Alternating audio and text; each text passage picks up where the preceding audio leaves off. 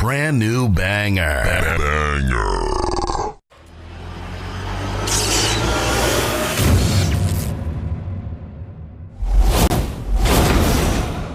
What is your hatred for John Cena? Yo, when Hulk Hogan takes a rock bottom better than you, there's a problem. There's a problem. My man. All right, so give me the camera. One rock bottom. Yo, no, it's more than that. Show, give me the camera. I got the fucking camera. Kenny, I'm gonna have to do it for you. I'm gonna give you the whole spiel. He came out as a prototype. Whatever. You know, he slaps Kurt Angle. Ruthless aggression. I'm not into that. Whatever. He comes out as a rapper. I'm like, okay, all right, I could dig it. You know, he's from Boston, so that's a strike. You know, that's New Yorkers. We don't fuck with Boston too much, but you know what? I'll look over that. He's doing his thing. Something original. Some I could, you know, there's something different. It's entertaining. Comes around, and my man has a choice between The Big Show, Kane, or Shawn Michaels, and he gives the most pussiest promo I've ever heard in my life. I will never forgive this. And he's on some, well, you know, I don't want to fight The Big Show because, you know, he's a huge guy, and, you know, you got the big red machine. Who wants to fight him? And Shawn Michaels is a legend. Fuck that, bro. You already beat all these motherfuckers already. Her return on SmackDown. Okay. So I definitely read some rumors about that. Because for whatever reason, and I don't know Cody's reason, you turn around and go back, and people are gonna be, you destroyed thrones, and you go back? We have been doing this shit for ages, and he still doesn't know how to take it right. Trust me. That's it. I got you. My man, he collapsed with the kick. That's what I was doing. That's the way he didn't collapse during the sun. It was the kick. He's not even in his fucking chair when he gets in this fucking thing. He's not even in his fucking chair. Yeah, but he there goes, oh! There he goes. Both matches without the wrestlers were in the table. And on that note, everyone, it's your friendly. Word. He be like, I got a left elbow and a right elbow. I can break your face with an any elbow. Make sure that you get elbowed in your elbow with an elbow. Got the arm ball, get the phone ball, get around with the bomb with the bomb ball.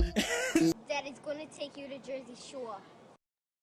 Yo, you damn right this Thursday's epic because we out here, we in living color, we doing our thing like no other, we smoother than butter, yada yada. If you don't like it, then you better go tell your father, I don't know, activate light. Camera. All right, don't show that shit again. Turn the fucking light on, bitch. There you go. Shit. Now we cooking with buttermilk.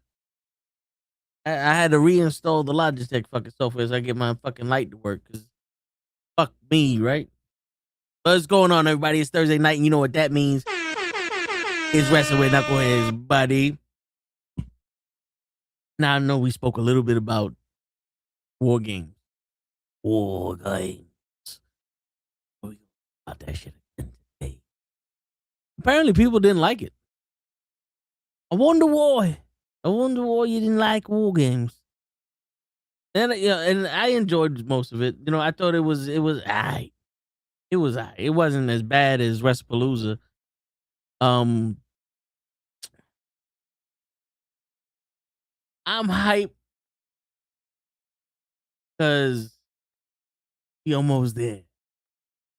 We almost reached the pinnacle, Mr. Loki. We are a few days away. Some may even say that it's time for us to go and live our lives once more. If you don't know what I'm talking about, then you know what I'm talking about. Cena versus Dom was the only good match in War Games. This is where I would disagree with you, Mr. Loki. Cena versus the women at War Games was the only good match. Yo, it wasn't me, or did it seem like John Cena was getting his ass kicked by all the women and by none of the men, and then he just loses? And I'm like, all right, you know what? I don't know how much help Dominic needs, but fuck it. I guess John Cena can lose to Dominic, but no one else. He'll be all right. But 10 days. December 14th, we will rejoice in the reckoning of all ways. Everything will be right in the world. That's what we're waiting for. December the 14th. Remember that day for the rest of your life. It's the day when the unimaginable, the unspeakable will never show up again. Yeah, I say that shit and then watch the fucking Mondays. I wanted to say goodbye one more time.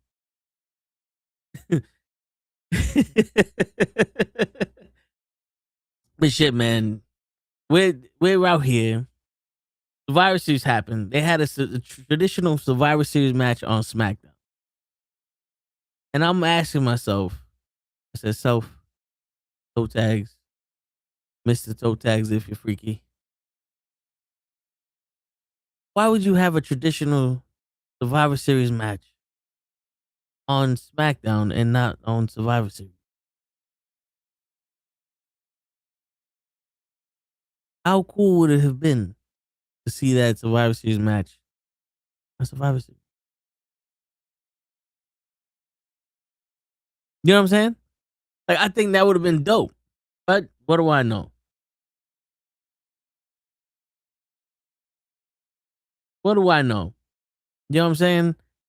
I'm just a guy who dreams of ruling the world, not from Hugh Gardens getting by on your tits. And if you don't know where that movie reference is from, you gotta grow up. But I'm hearing a lot of people say that they didn't like Jey Uso's break in the wrestling, in the hardcore wrestling match that was happening, that he disrespected everyone in the history of wrestling because he ran it back. I enjoyed that part. And you know what's funny? My boy,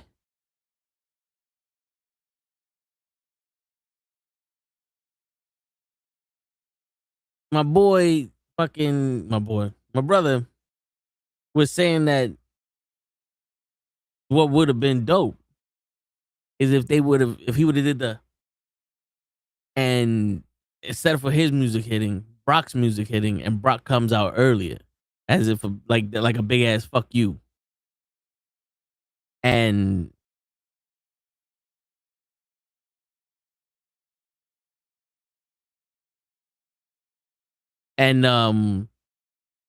like that would have been something. But I get it. It's a break in the action. Brock's not the last person in the match. They wanted everybody's attention to be drawn there, so when his music hits, it's a little bit more of an impact. Everybody's like, "Yeah, they won this," and then his music hits, like, "Oh no!" You know what I'm saying?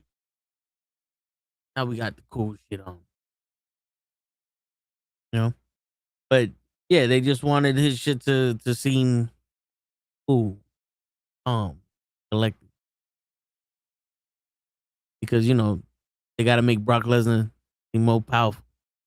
Because right after him, Roman Reigns came out. Which, Roman Reigns wrestled maybe what? 5 minutes? I mean, it is War Games. After the last person comes in, the match shouldn't last that fucking long. Unless you're AEW where you need to get out the ring, put people through tables and stage and helicopters and all that other shit. Where,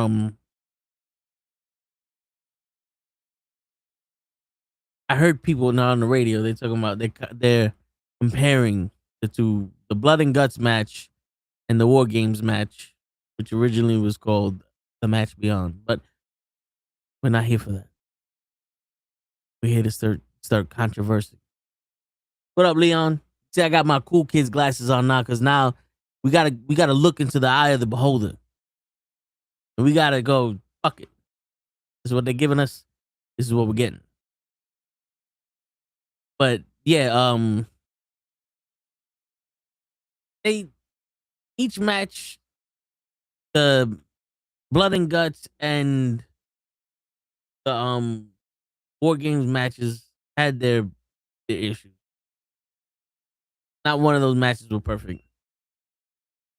And if you're picking sides at this point, is you like one more than the other, because One is an entertainment thing with war games where, not for nothing, that was more of a traditional fucking war games, because back in WCW when they did war games, yeah, people bled and it was a little brutal. But I don't remember people leaving the cage to get weapons, put people through tables and shit. They used the cage as a weapon. They used the ring as a weapon. You literally had people coming out of the cage during the match to get weapons and fight outside the ring and throw people outside and do all this other shit. It's like, what was the point of the cage? I'm talking about AEW now. Like, what was the point of the cage?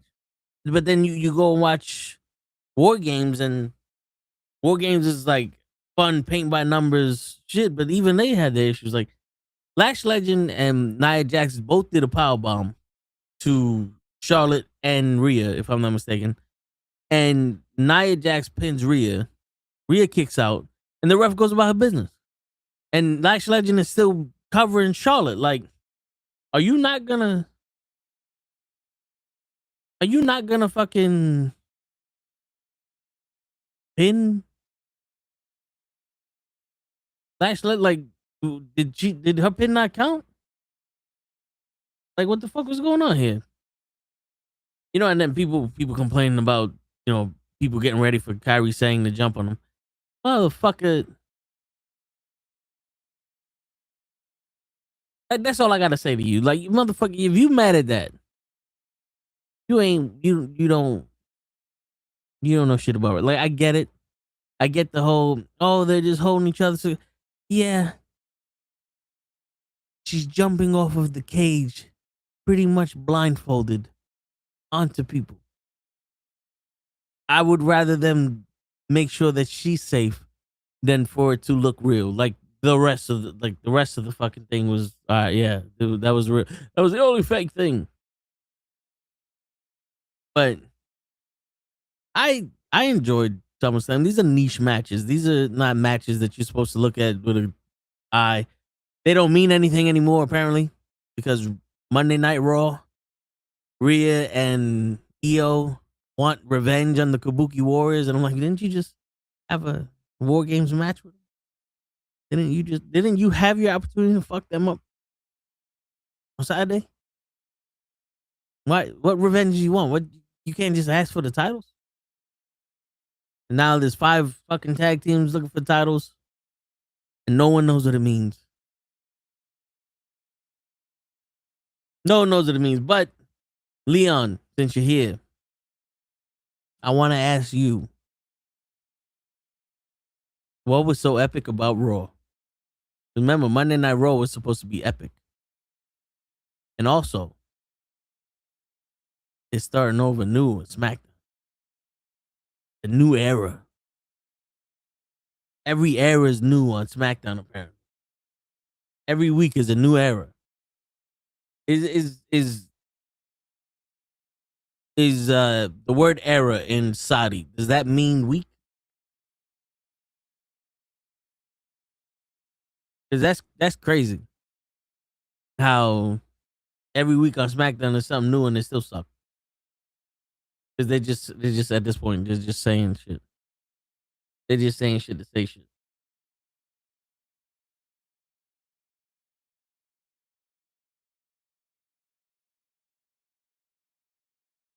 But I don't know. It was a good Raw, but not epic. Yeah, it was a Liv Morgan Raw. Can we agree on that? Would you agree that if it wasn't for Liv Morgan, Raw wouldn't be? Well, Liv Morgan and AJ Styles clash made Raw okay. Other than that, it's Monday night commercials. Because we can't watch wrestling during Raw. We watch the promos, the backstage segments, and the teaser trailer for these wrestling matches. You got to go to the arena to watch the matches. Because 3 minutes on, 3 minutes off, and we're missing the middle part of the match, and then we get the end, and if there's a story after the end, we get most of the story, like we get most of the bullshit, like the jumping afterwards or whatever. Fuck. And I'm like, who wants to watch Raw like this? You got 2.5 hours of Monday Night Raw, not 3. They fucked us with the half hour. But I'm not gonna lie. There'd be times where I'm like, damn, 10:30 can't get here fast enough with these shits. But wouldn't you want to watch some kind of matches? Like, and not, I'm not talking about the matches they just throw together that night because people are like, oh, well, I want to wrestle somebody and I want to wrestle the Undertaker. You know what I'm saying? Like, I want to see a story. Or, like, let's not use the word story. I want to see cohesion. Big word. Big word right there. Cohesion. Mynesian. Can we agree on that? Or no?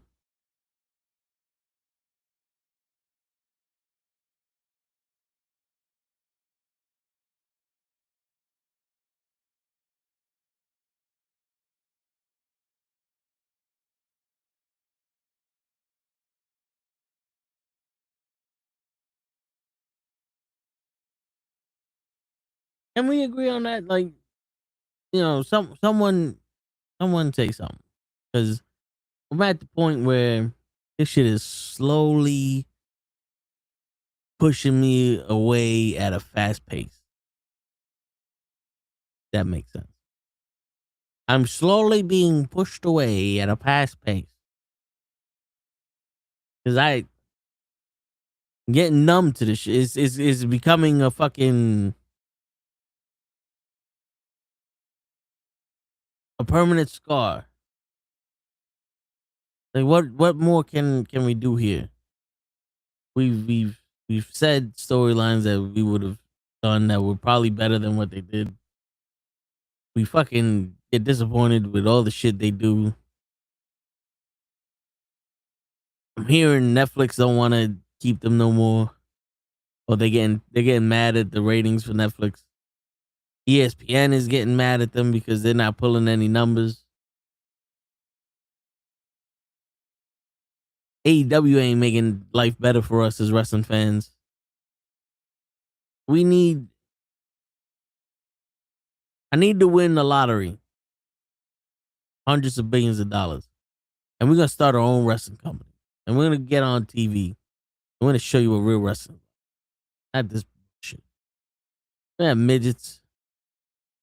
Women with real hair. Women with fake hair. 2-legged wrestlers. 1-legged wrestlers.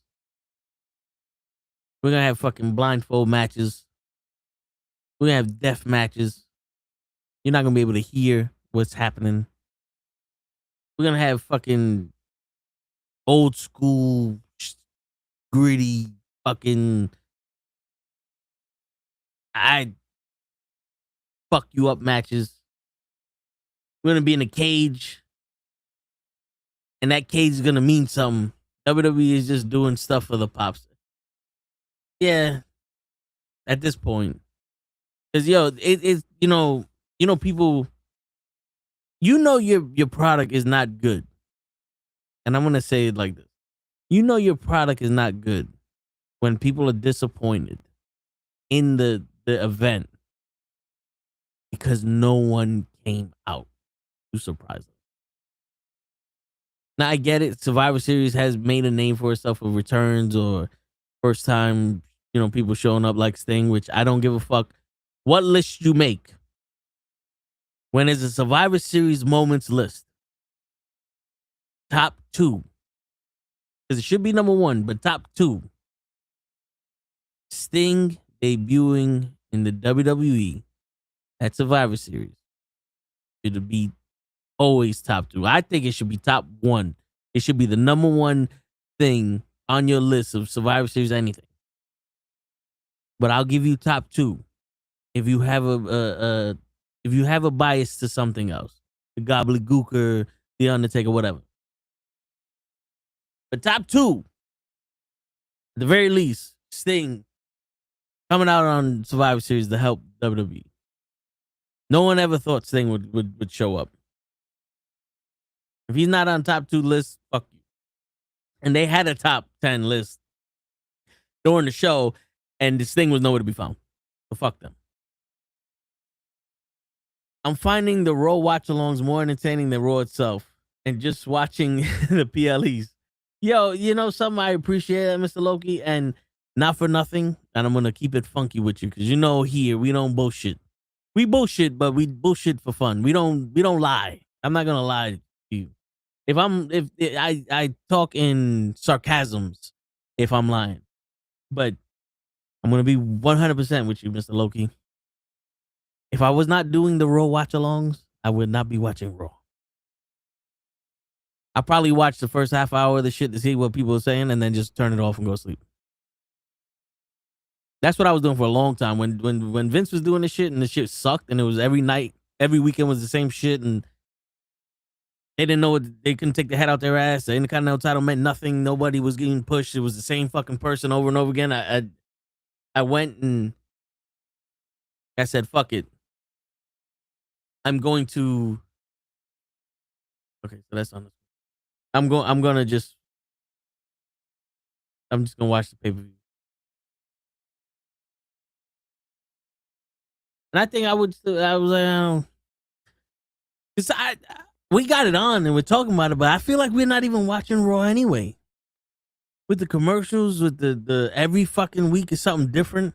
Now AJ Styles and Dragon Lee want to challenge people and they want to defend their tag team titles. I'm like, yo, you're not a tag team. You're not a tag team. How did you become a tag team? And why were you the tag team that took the shit from Judgment Day? Like, why is the New Day not holding those titles? The New Day could be just as strong as fucking heels as the Judgment Day. But if you notice, the Judgment Day ain't that fucking strong as heels either. Why can't they just fucking make their mind up? These guys are gonna be strong heels, or they're gonna be fucking jokes. Like, why you can't? Everybody that's a heel can't be a fucking joke. Gunther's turning into a fucking joke.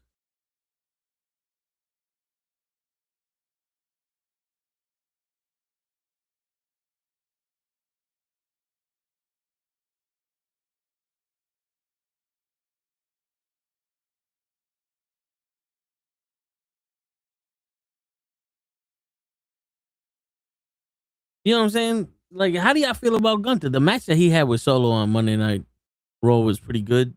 And I said it during the show, but I'll say it again here. About 2-3 times it made me go, so you're saying Solo could have been world champion? The way Solo was wrestling Gunther, he could have been WWE champion. I know he's Jimmy and Jay's brother, but as a solo wrestler, away from the Judgment Day, just him wrestling, I was like, yo, he put on a good match with Gunther. He put on a dominant performance at times with Gunther. He could have been WWE champion. I don't know why we need Super Cody Rhodes of what's his name, Feldheimer from The Boys. What's the bad guy's name? Cliffhanger. You watch who watches The Boys? Hey, what's his fucking name? The one that they call Cody Rhodes with his suit. Anyway, Monster Timer or some shit. Solo could have beat Cody Rhodes at least once or twice for that WWE championship. And I would have believed him as champion. But nope. He got to be an idiot. Because why not? Why not? What? Because Cody's not strong enough as a face. Which I've been saying this shit forever. Like, you guys remember me saying that I don't think Cody was a fucking face to begin with. He was fucking destroying everybody's shit. You know, so like he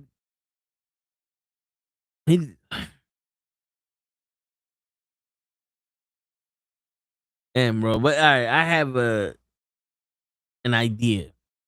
I'll run this shit back when the guys get on. But I have an idea and I want to hear your thoughts on it. Leon, I know you be writing to the WWE and you be trying to pass my ideas off as your own. And I wish you nothing but success. Because at least then WWE gets something right. I'm fucking Homelander, there you go. That's Homelander Cody Rhodes.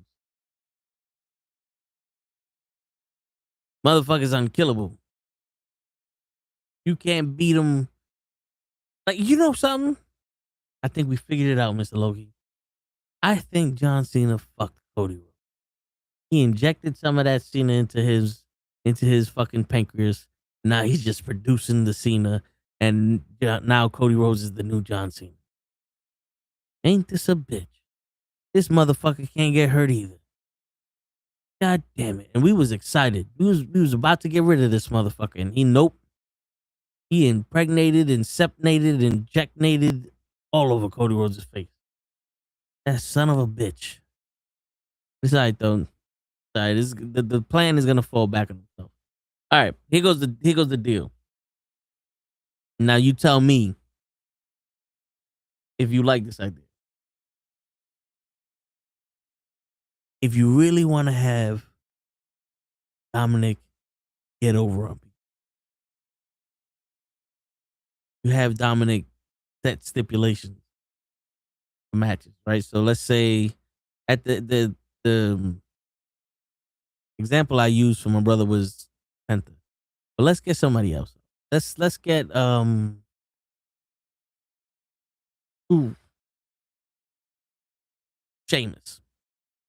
Sheamus for the Intercontinental Championship, and Dominic Mysterio's talking reckless to Sheamus.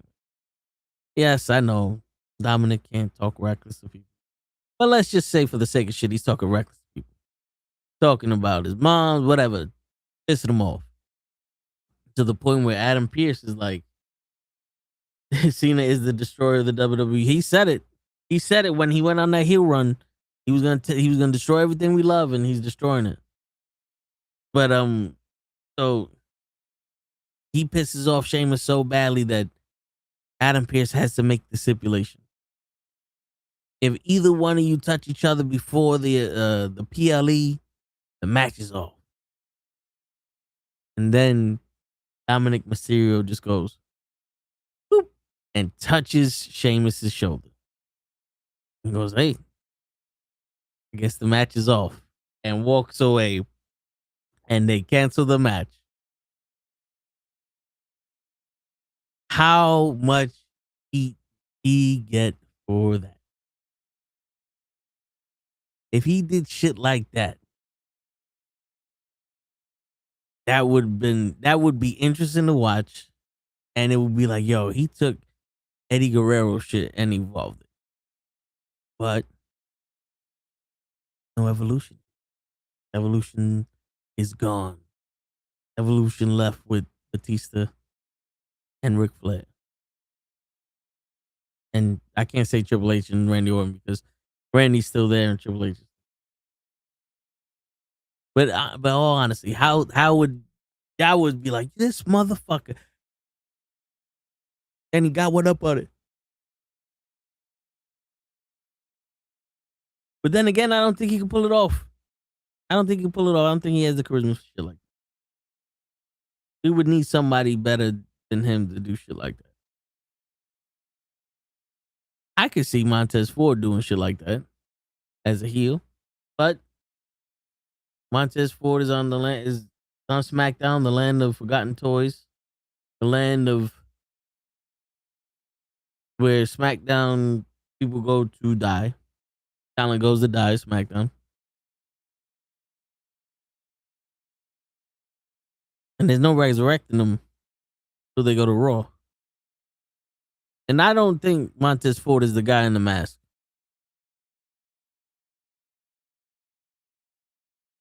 I think that's wishful thinking. People forget the one thing about Montez Ford that they need to remember. They're not gonna give him a chance.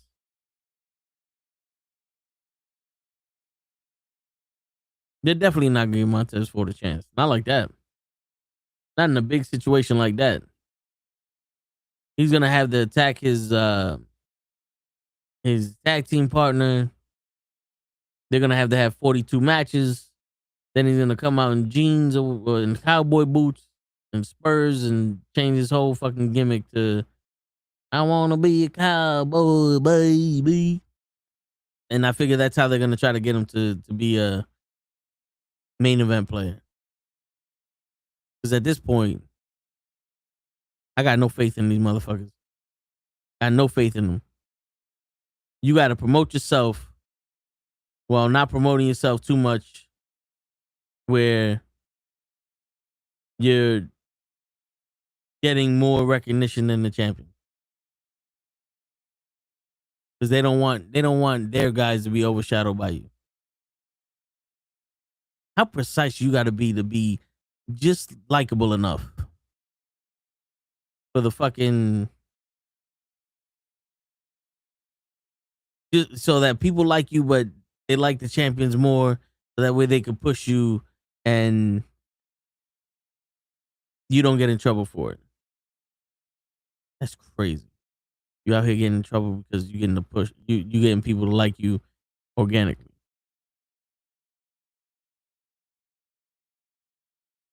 Then Stephanie McCool versus Nikki Bella. What do y'all think about that match? Because I thought that match was it was simple. Like it was all right for a Nikki Bella match, but you could tell Stephanie dumbed her shit down a little bit. But there was a spot where she takes her knee and she drops it on the apron on Nikki's neck, and no one mentioned Nikki's bad neck. When Nikki was wrestling Becky, it was always about her neck. Her neck this, her neck that. She retired her neck, her neck.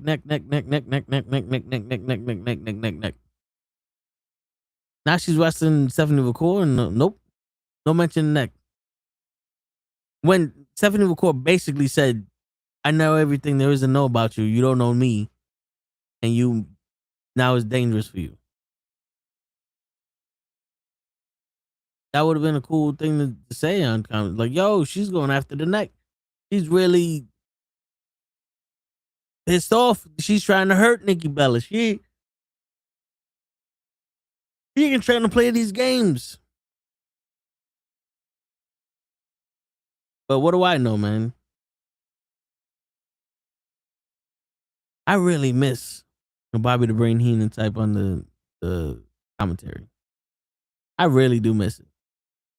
Because there's insight that you get from wrestlers, especially the heel wrestlers that you get, that you don't really acknowledge or you don't notice until later on in life. But like you see Bobby the Brain Heenan say shit like, see what you should have did was you should have did this. So now you got this, and then he's giving out strategy. He's giving the game out.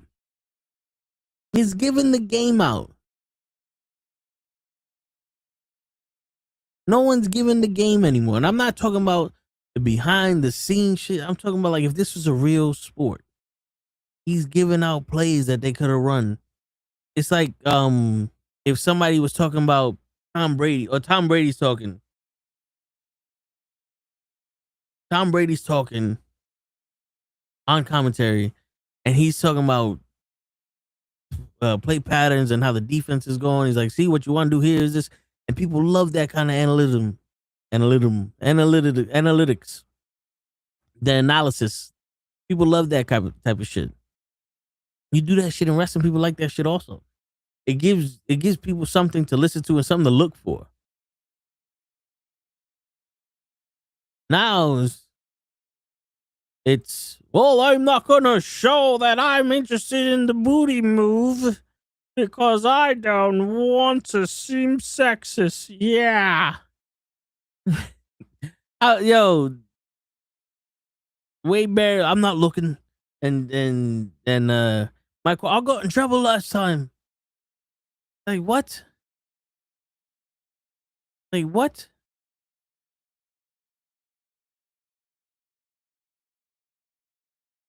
Like shit. Even Jada King Lola was like puppies, but he knew that it was also a move. Like it was to keep his shit together. But I don't know. Maybe they don't want us engaged anymore. You feel engaged when the commentating when the commentator's talking, I don't feel engaged. I just hear rambling. I just hear shit like, what the fuck is this?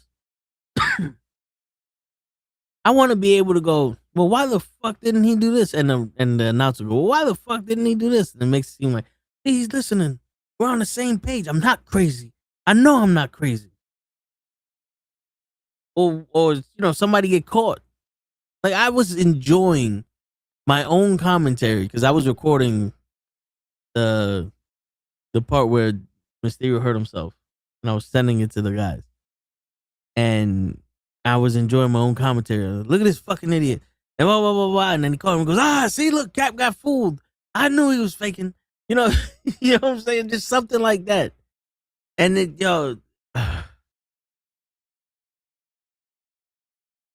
if I wasn't Spanish, I would have been a lot bigger right now. I would have been, YouTube wouldn't hold us back. You know what I'm talking about. You know what I'm saying? And I think I could have been an announcer for the WWE or a commentator, whatever, WWE, but fucking firm actions. You gotta stand firm. Fram, auto filters. Fucked it up for everybody.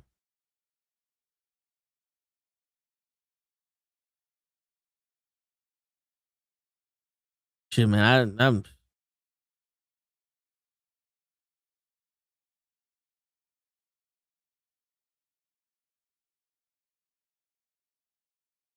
Oh shit, Shang Tsung died. Actor Horiyuki Kagawa, known for his role as Shang Tsung in Mortal Kombat 1995. Tabuski Tamagi in The Man in the High Castle and Ching in The Last Emperor in 1987 has passed away at 75. Damn. Your soul is mine. And that's crazy. People just dropping. We're losing people left and right. He ain't gonna be in, what would this be? Mortal Kombat 4? Something like that. Shit, man.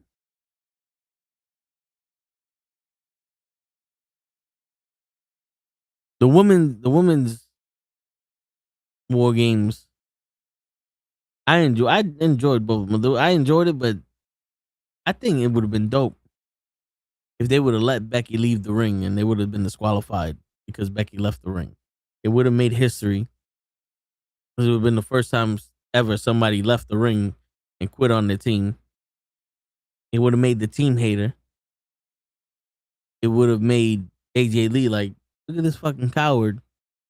And we could have grown that rivalry into something where now maybe we need to find a way to keep Becky in the ring. Maybe we have a strap match. Maybe we have a Hell in a Cell match. Maybe we have a cage with a top on it. You never know.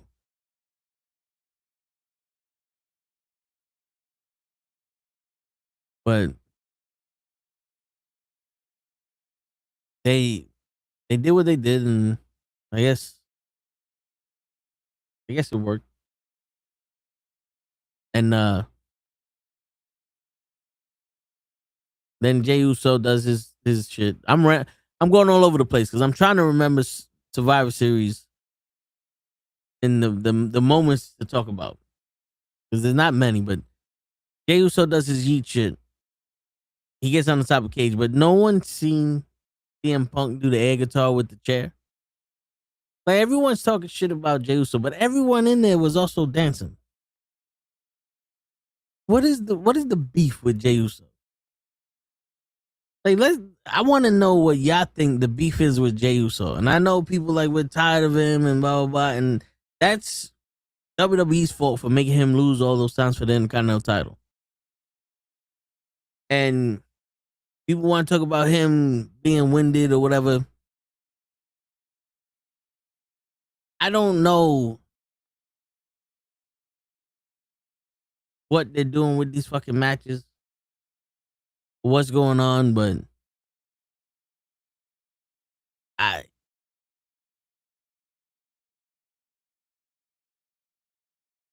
man, I think they're self-sabotaging. Like, in all honesty, I can in good conscience think that this is him doing this to himself when this man was one half of the greatest tag team WWE had. Maybe it could be possibly ever, but in the last couple generations. And this is what you do? I don't think that's the case with him being out of shape or whatever. Fucking professional wrestler. I don't know, man. I don't know any fucking more, bro. I don't know any fucking more. I don't know what to tell you. I don't know what to think about anymore. I'm just excited that after the 13th we get to breathe again. Cena's gone. And once he's gone, we can finally go back to the mediocre shit we was getting. Because now the shit is just ridiculous. It's stupid. Logan Paul's a part of the vision.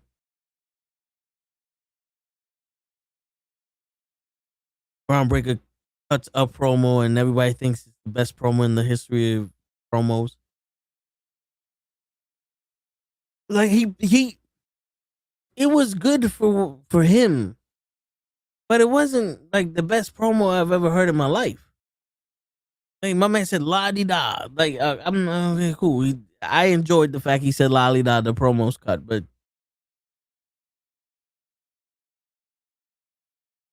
where'd that come from with CM Punk? Let's see if you can cut a promo with the big dogs. Like, you don't need to cut a promo. Like, Goldberg didn't need to cut a promo. He just went out there and fucking speared people and left. That's what they're trying to make Braun Breaker. Braun Breaker did a good promo on Monday Night Raw. Don't get me wrong. It was alright. It wasn't groundbreaking shit. The people getting overboard with some of the shit now. But Braun Breaker's promo was pretty good. I got excited when he threw the fucking mic and started walking around like he was ready to fuck people up right then and there. Because I get that kind of intensity. I like that kind of intensity. But relax with the shit. Oh, it's the best. Like, they act like that's his fucking Hall of Fame speech or some shit.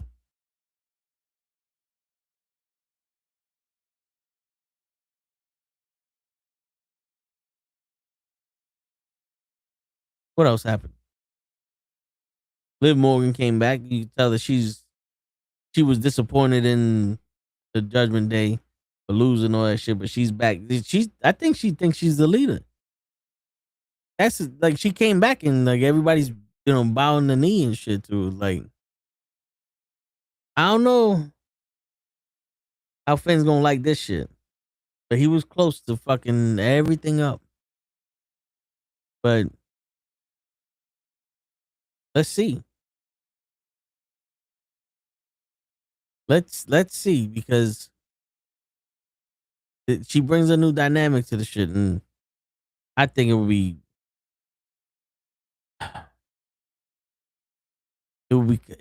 like, don't get me wrong. I would love to see the Judgment Day winning all the female championships, but I think at this point it would be like, right now it'd be kind of stupid. It's like, why did they get rid of the titles in the first place? They lost the title to Flair and Alexa Bliss, so they could lose it to the Kabuki Warriors, so they can set up War Games, so they can get it back.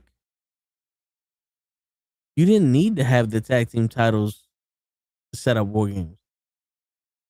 Like, just because people who come together to make a tag team for no reason don't need to win the titles to become legitimate. Like, in all honesty, they don't need the titles right off the bat, like the third match these guys ever wrestled together, the champion. Like, okay, so the tag team division sucks, is what you're saying. Their defense does not hold water. They got a Pontiac Tempest, which has the same wheelbase, tire size, the Buick Skylog, or the Corvette, but it could never be confused with the Corvette. Corvette has positive traction, the limited slip differential. You gotta watch My Cousin Vinny. If you haven't watched My Cousin Vinny yet, I'm disappointed. I'm disappointed in you, Fred.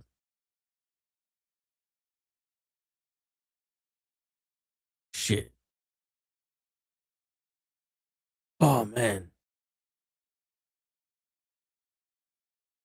Triple H, yo, did you hear the shit where the section, like we spoke about this yesterday, but the section was used for fireworks, but they had already sold the seat. And people who went to that section saw it was closed, and they said, pretty much, fuck you. And I don't know about you, but let's get to some history here. People say that they love the Stone Cold because he's beating up his boss every day, and it was like catharsis. Stick it to the man. That's why they follow Stone Cold. Now, WWE's acting like our employers. Oh, you having fatigue? Pizza party. Oh, you guys want some shit? Fuck you. They charging the highest fucking ticket prices in the fucking world. There's talks that Royal Rumble in Saudi is going to be half the attendance that it was last year. Which I forgot what stadium they were in last year.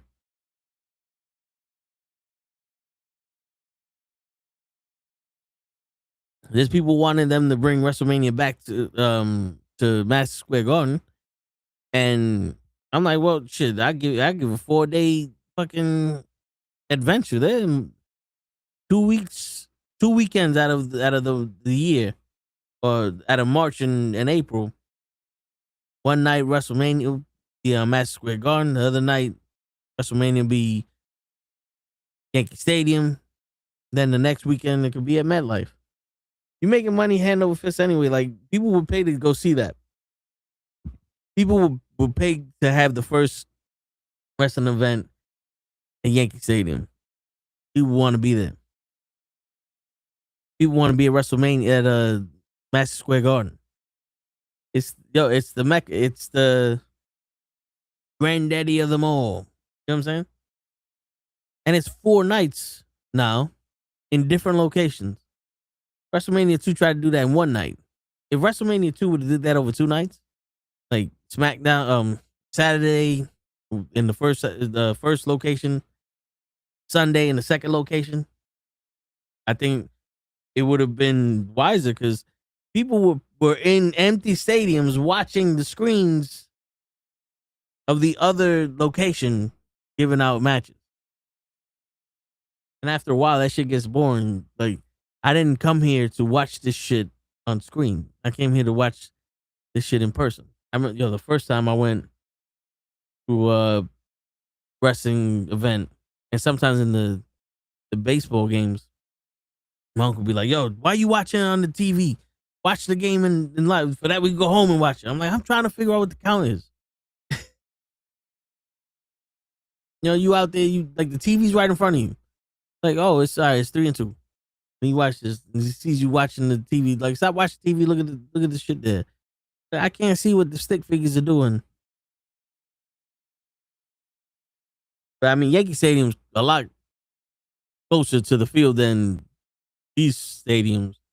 You gotta pay $1,700 a ticket to go in the nosebleed section, and you're still looking at ants. Like, imagine paying $1,700 to get on top of the Empire State Building to look down at street level and see a wrestling event. I'm pretty sure that's what it feels like with some of these people on the tippy top rafters of these fucking stadiums. a football game is not that bad because the field is big. The field is big enough for people to see what's happening at least on one side of the field. If you're on the ends, you can really see what's happening when they're coming towards you. If you're on the side, you got the whole fucking field.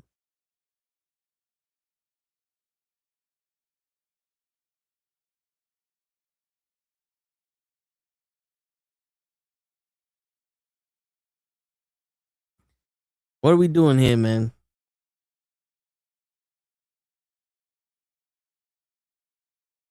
They broke us. They didn't break. There's plenty of shit we could talk about.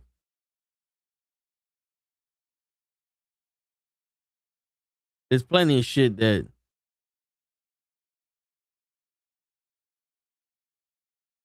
we could bitch about with this wrestling.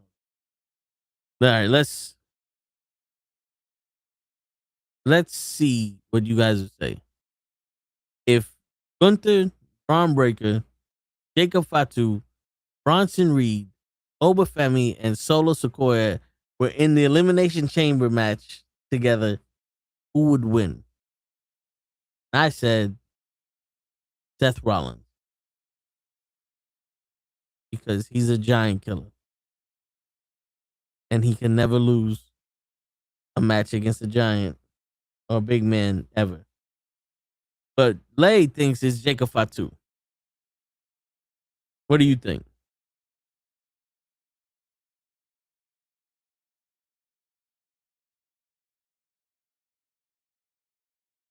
Who do you think would win that? Because in all honesty, if it was me, I would have shit. Who would I want to win that? It would be Jacob. But I was thinking Gunther. Like Gunther or Braun Breaker would probably win that Elimination Chamber match just because, they're already solidifying these guys, big guys. So it would make sense for them to use those guys. But I was thinking Gunther. My heart of hearts would be Jacob, but I was thinking Gunther.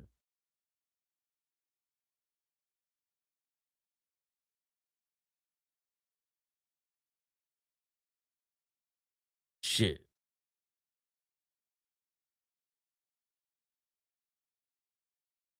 How would a match like that go? Because somebody would be, I don't want to say squashed, but somebody would definitely not be able to get their licks in. Because that's 6 men. All right, I was going to say that's uneven, but shit.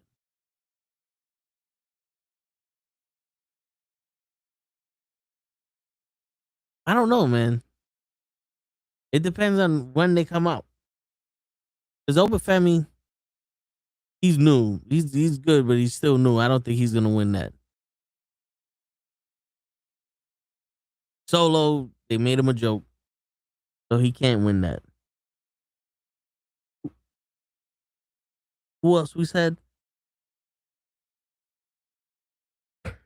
Braun Breaker.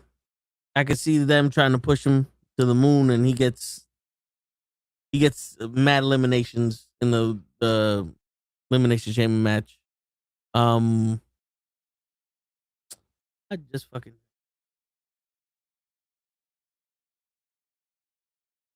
Bronson Reed. I can see him getting some eliminations also. Fatu, I think, will probably be one of the last. Because he's still technically one of the smaller fish. Some of the smaller guys. But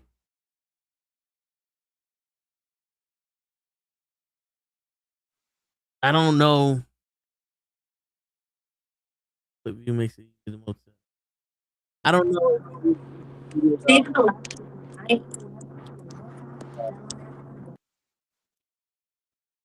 If you showcase Bronson Reed like that, but what's going on, show? What's up, brother? Chilling, man. Just realizing how WWE's burnt the soul to the point where I've repeated myself multiple times, and I don't have nothing insightful to say other than fuck John Cena. Well, that's your normal conversation. Your normal daily conversation. Fuck John Cena. Pretty much.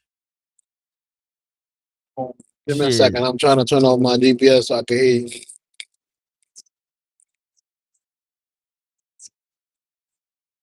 All right, we good. All right, let's see who would win this match according to Show. Show has an analytical brain. He knows the numbers. He's ran them before. All right, it's an elimination chamber match. It's Gunther, Braun Breaker, Bronson Reed, Jacob Fatu,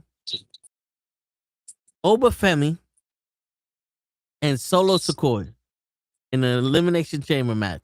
Who wins? Who wins? Smart choice. Either Solo or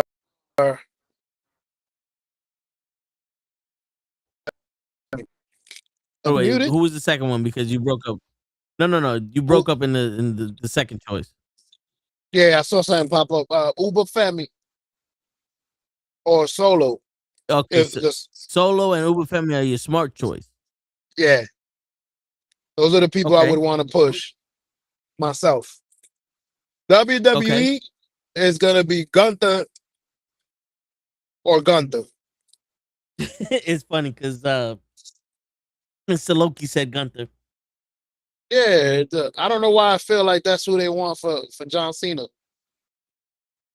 Maybe I'm just seeing a lot of posts about it. Oh, no, it's not a John Cena match. This is just a fantasy booking elimination chamber match. Oh, I thought this was a chamber to fight John Cena. I got you. Yeah. Smart choice still are those two. I think the same answer. WWE would pick Gunther. They're not gonna give the Bronson Reed the push because right now he's doing the double thing, which is pretty good. I like his little the bronze.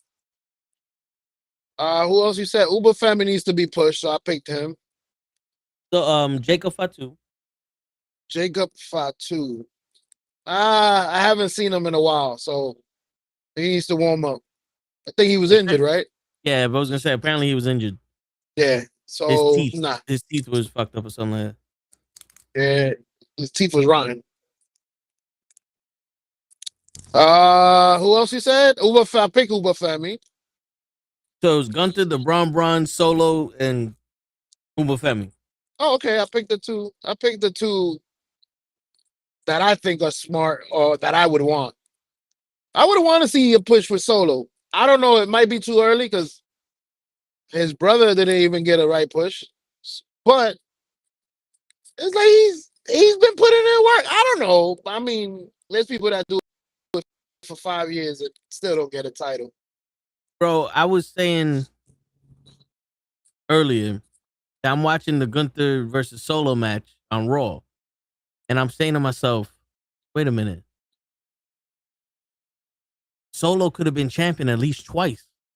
He could have beat Cody Rhodes at least once or twice to hold that title to give Cody Rhodes something to strive to again. Well, he would have made that new bloodline look strong. That's why you crazy. You said the same thing I was about to say. You could have put him at a level right under Roman. Like, yeah, he's not better than Roman, but damn, we would need to see him fight to find out. Yep. But what do we know? Nope. Right, you so could have. No, I say you could have had Roman take the title from him, if anything, when you wanted to end his streak. Like, here you go. We're gonna have the top guy take it from you, but it's gonna be a tough match to the point that he's basically putting you over. Like, if I wasn't here, you could have it. You would be me. Yeah. And it would have gave Cody another bloodline to go after and revigorate his run because his run was trash. I don't even know who the WWE champion is right now. Let me think. You know who it is. Isn't it CM Punk? Nah, the WWE champion is Cody Rhodes. Oh, CM shit. Punk is the world champion. That shit is confusing. Man. I just did the, you like babies, right? Yeah. So I pulled out a fucking dolphin fetus. Talking about, look. Damn, you're right. My bad. We don't know who the champ is. I don't even remember how Word. Cody won it back. Word. I think they just gave it to him. On somebody got stripped. Seth Rollins, when he hurt his back. Oh, that was CM Punk. Oh, shit. It's like a movie that has no fucking plot. Like, it's all over the place. Yeah, I don't know who.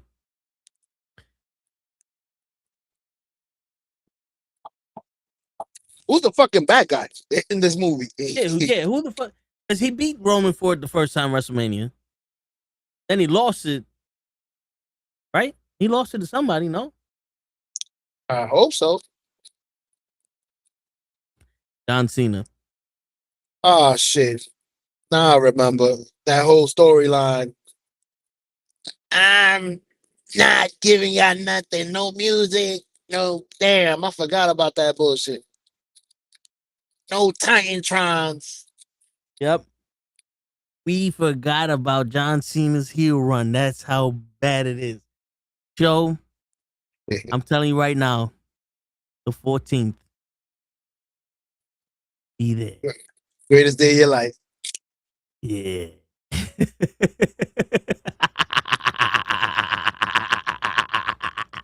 Our boy gonna be cheering for the wrong reasons. He's retired. Yeah, bro. We all cheering now. We're not cheering for the same thing. I'm cheering because he's leaving. Y'all cheering because y'all love him. Word. Finally, I get my shit back. I get my sport back. Now we can watch properly. Well, not properly. We need Seth Rollins gone. Shit. I have a few more years of him. He's still walking fine. He don't got a bad back. Well, shit. Every fucking time they give Seth Rollins the championship, he loses it to his knees. Or this time his shoulder. He gets injured. You fool! What'd you think of Survivor Series show? I don't. It's losing its luster to me.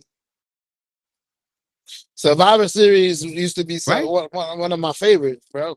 Back in the days. Yeah. They had one of my favorites. Go ahead. I'm just talking over you. Yeah. No. They had a traditional 5-on-5 Survivor Series match on SmackDown. I'm like, why wouldn't you have that match on Survivor Series? Word. Every match should be like that. That's how. Survivor Series. If I remember correctly, every match used to be. I remember seeing Hogan. I remember seeing Ultimate Warrior. I remember seeing Demolition Man. I remember seeing mad people. Yep. And it was 4-on-4 matches. See, this is what I don't get. Yeah, that's how I used to like it. That was perfect. This is what I don't get. You could have had the 2 War Games matches and 1 traditional Survivor Series match at Survivor Series to fill in some of the gap. Cause not for nothing, you could have cut the John Cena match by like maybe 10 minutes and still did all that shit. You know what I'm saying? There was 4 matches and they filled 4 hours. Come on. That's not good. Unless you having 4 fucking Iron Man matches. Yeah, man. It's like, at one point I was like, how much help does Dominic need? I forgot Liv was with Dominic. I thought she was coming back because she hated Dominic. I'm like, wait, they didn't do that yet. They didn't do that run yet. It was girlfriend and boyfriend with both with titles. Yep. My bad. It's all good.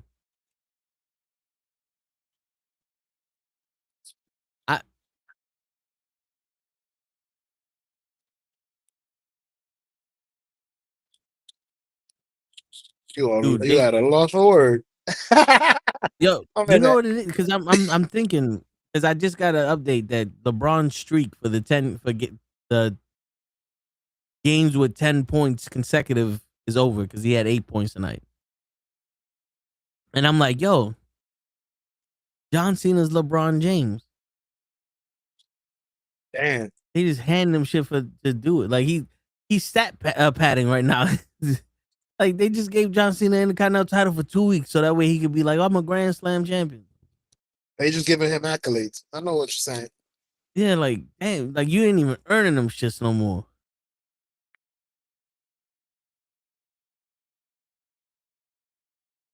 Did he lose it yet? Who? Cena? He lost the Intercontinental title to Dominic Mysterio. Over the weekend. Yo, 2 weeks later. Dominic kicked out of an AA. That's a good thing. For who? For Dominic, I'm leaving. I will allow you to get out of my move so you can look stronger while I leave. This is the same person that Dominic fucking frog splashed and he got up rolling up with him and AA'd him and pinned him. Come on, bro. But that's whoever idea that was, because I remember telling you how the fuck he jumped up so quickly off of frog splash. It's a tribute to Eddie. I know it's not his frog splash, but damn, take a 2 count.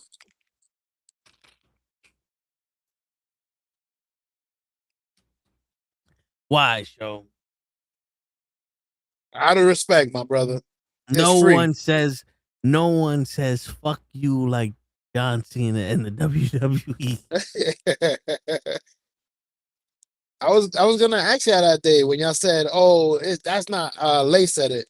That's not Eddie's frog splash. Would it be okay if somebody kicked out of Kevin Owens stunner because it's not Stone Cold? Cody kicked out of that stunner like 20 times. Hell nah, man. That's another one. You bugging. But the thing is, though, Kevin Owens does the stunner in a smooth way where it's like, okay, yeah, we know he got it from Austin, but it doesn't look bad. You know what I'm saying? Like Sting and Bret Hart got the sharpshooter from some dude in Japan. It doesn't look bad when they do it.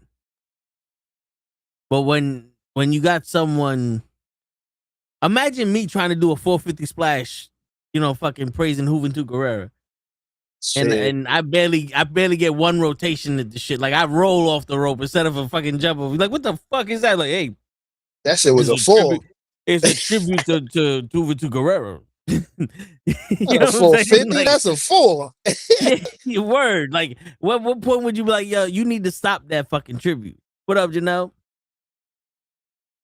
Bro, like it's time for that rotations. To go. Yeah, that tribute got to go, and you need to go with it. How'd you like Survivor Series? Shit, man.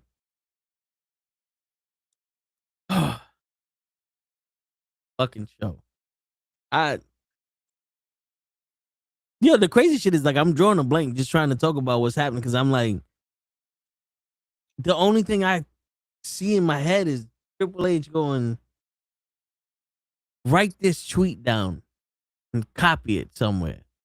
And then every Monday and Friday, just retweet it. And the tweet is, we're starting over.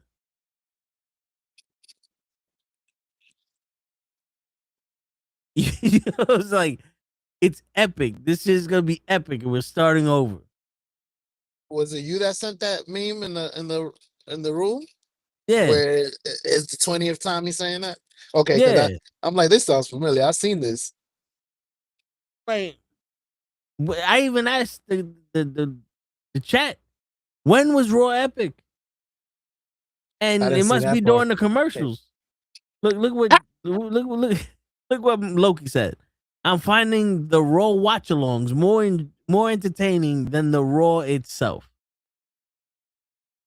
That's why we did it. That is exactly why we did it, Loki. You might as well be bored with us. So we might have to do. Well, you might not be there, but I might have to find somebody to do the Saturday night main event watch-along to see this motherfucker out the door. Just so that way you know how it's like, I'm gonna walk you to the door.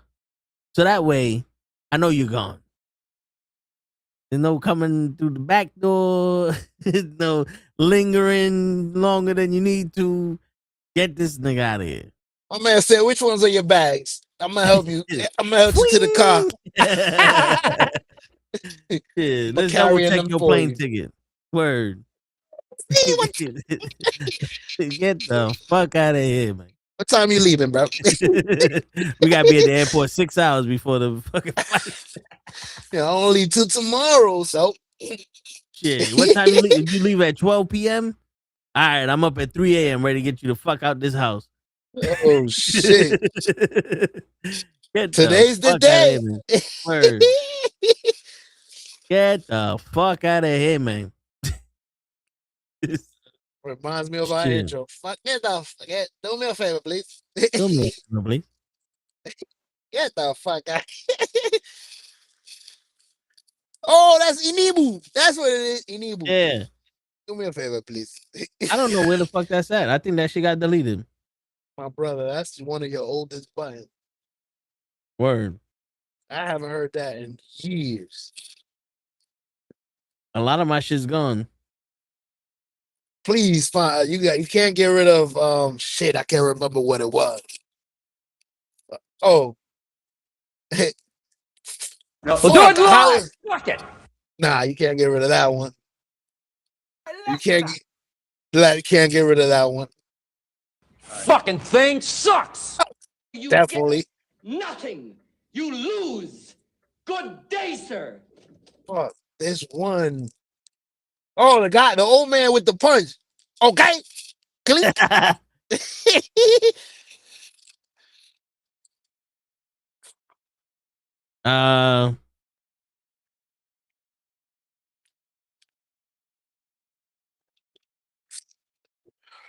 I don't know where that shit is either.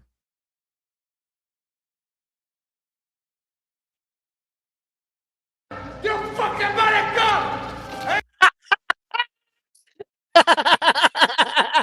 That's one of my favorite right there. You fucking mighty go. You just made me think of another. We suck again.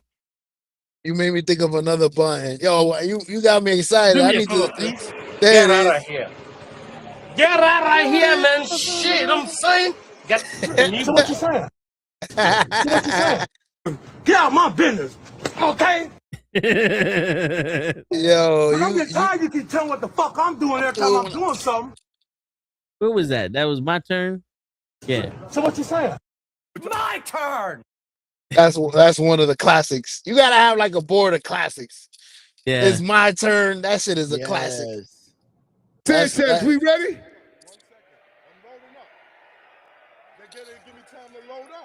Are we ready?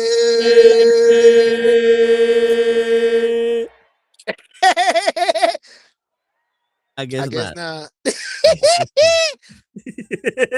Oh shit!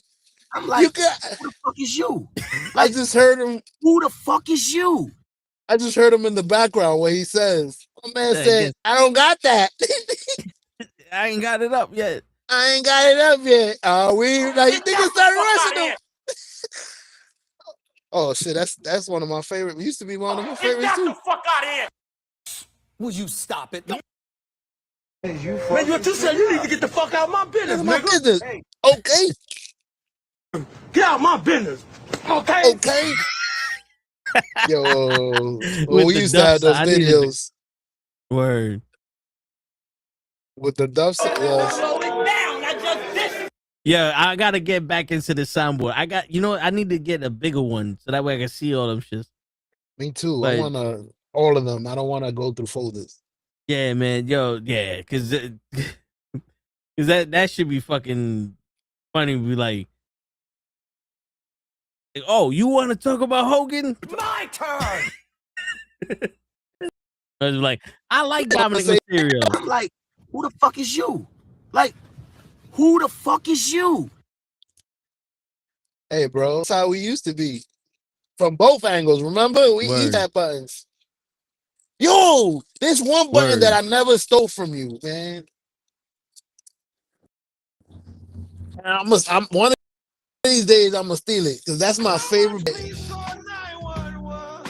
Nah, I had that one. The fuck is that?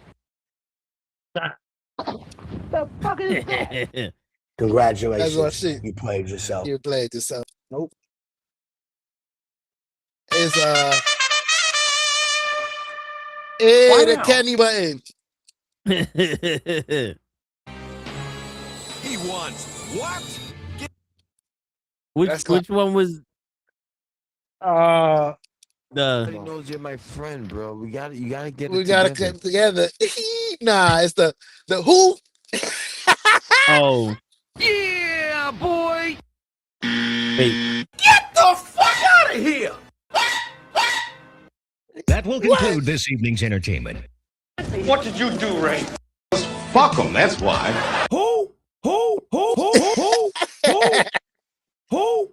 We use that button every time. Hey, yo, Dominic. Hey.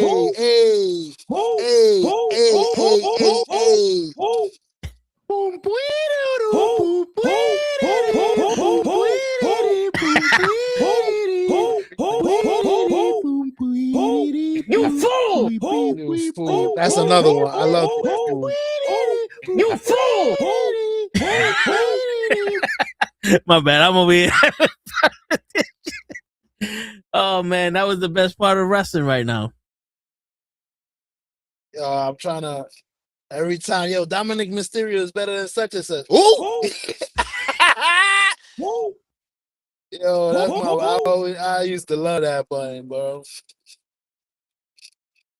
Yeah, boy. You remind. See, every time we need to link up and just start pressing buttons so you can make me. I'm not gonna remember none of this. I just thought of another button. Okay, good night, Joe. That's my shit right there. Every night. Either when I left or if I was falling asleep. Okay, good night, show. Okay, good night, Joe.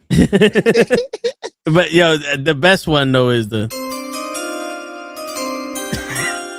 We got a question for Toe. For sure. Yo, we gotta bring that back during the fucking picks. That's it. I'm bringing it back during the picks. Remind me, Mr. Loki. I know you listening. Hey yo. Remind me. We gotta sit down and make maybe 4 folders. Like you can have your folders ready. One for sports. You can have the ding ding ding, all those sounds for sports in one folder. You're wrestling in one folder. Word. Well, once I get this shit ready, everybody's gonna have to acknowledge me. Yeah, we gotta go back to us, baby. Yeah. Boston, you got me excited. I need to get the Drake. Drake does not Drake. Soldier Boy, he does something. Oh, Drake? Drake? Drake. Nah, but he did I heard that one, but he said something else too. I don't know if he said who or what. Let me look it up. I gotta look up Drake meme. It was the same day. He did mad memes that day. I gotta see if I can find a cheap soundboard. Like some official shit. Mad little buttons. Yeah. Cause they have shit. But with mad like the Go XLR, where there's only 4 buttons. And an extra large stream deck is $200, and I'm not paying $200 for that shit. That's what I need. The stream deck. I need a stream deck like yours, but with like 100 buttons, and every little picture is a difference. Like you could tell what the sound is by the picture. Because you are able to put a picture of every button. Well, I was able to. Yeah. See, you can see what the sound. If I could get one like that with 100, but then again, it still take time because I gotta read those buttons. Yeah, but you know, It's time once again for you would know where everything is, though. to come aboard the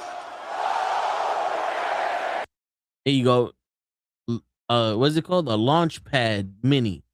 Portable MIDI 64 pad USB grid controller for Ableton Logitech Pro performances. I don't know what the fuck that means. Hold on, I gotta use the bathroom. So I've been trying to use the bathroom for the past 25 years. I've been holding it. How hard did that by How yourself? long it took me to fill up that cup all day. Listen, man, you should have been brought like a little. You bring a Kubo with you, have it under the table. We here to entertain the people. We're not here to use the bathroom. You bugging. We here to talk about wrestling and how wonderful Triple H run has been.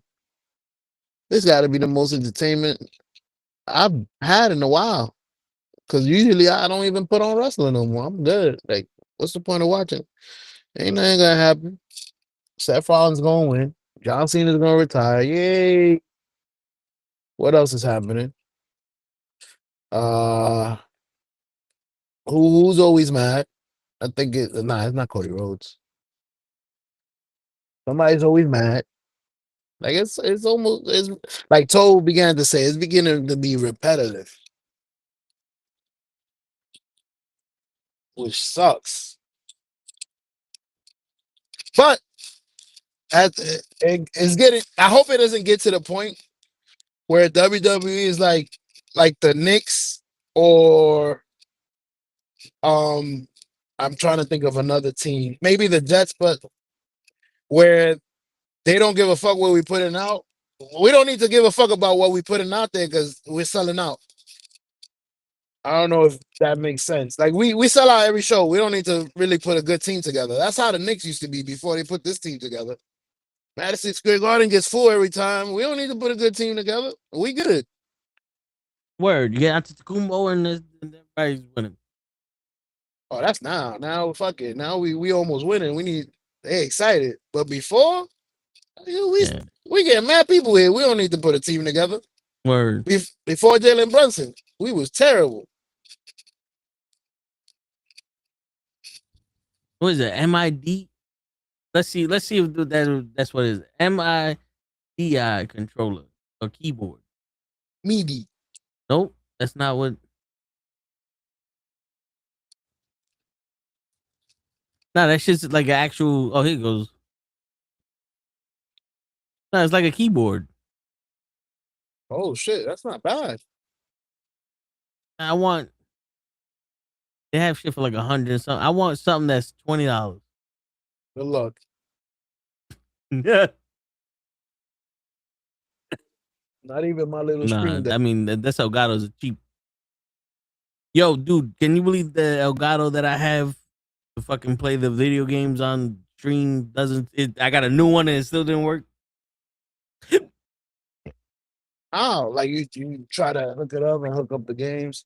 Like it works every once in a while, but I have to reset the Xbox and reset the computer every time I want to do it. So I got to turn everything on and then reset everything while it's on for it to broadcast.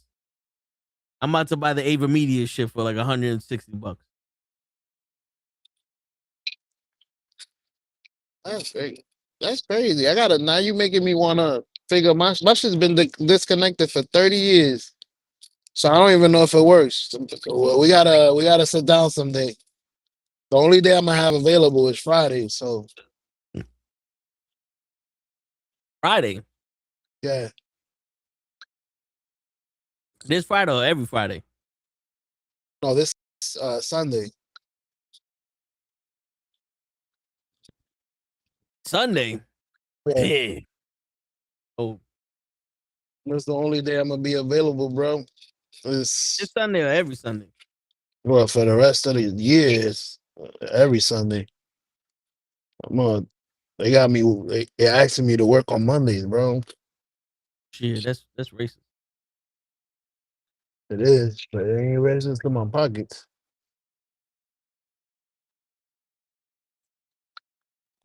Yeah.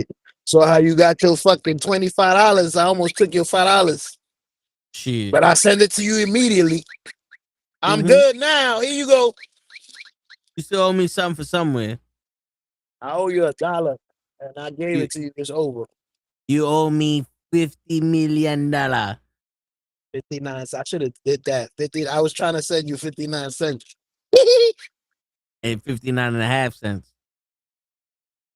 Let me. I need my half a penny, show. Stop fucking around here.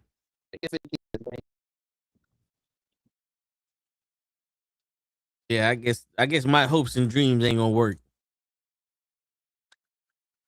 Give me a second. There's a cop either behind me or in front of me, and this shit is making man noise. Trying to figure out where he's at. There you go. It's behind you.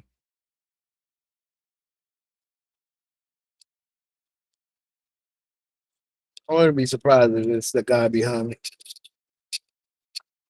But anyways, was this Survivor Series was another ESPN event? Yep, they all are now. This nigga's they're gonna wanna fucking they're gonna want a refund. ESPN? Yeah, I would. This is the second show. Y'all fucked up again. Yo, there's insider talk to Freddie Prinze Jr. that ESPN is saying that they're having buyer's remorse. Of course, this is the second time. First it was WrestleFalooza. They wasn't happy with that. Then they got this shit. Oh, you forgot Crown Jewel.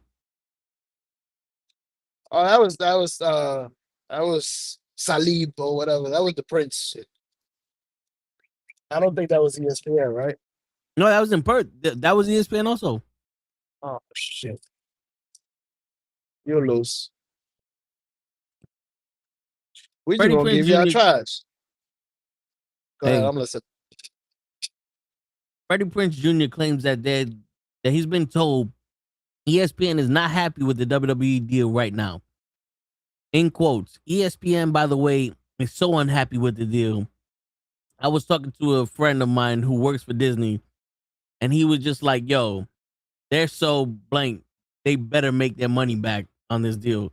He just said that they're hot.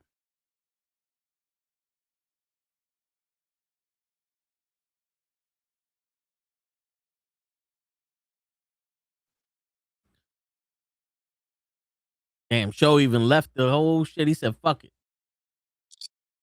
I'm leaving ESPN. Started out R2D2. Fuck. Hmm? Do I sound choppy? Not anymore. In the beginning, you did, but not anymore. I can tell because when I hear you choppy, that's when you tell me I'm R2D2.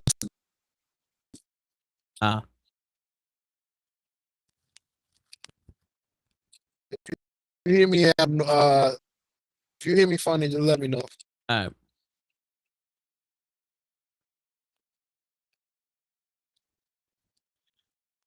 Yo, Tor, there's a lot of sales. I'm just lotting. There's a lot of sales that enter today. I don't know if you got anything you need to buy. A lot of sales from where? True Religion has one. They're selling like pants and stuff. I remember I told you that earlier. Foot Locker's still going through it. Finish Line. Any sneaker store right now, they're like 30 to 50% off.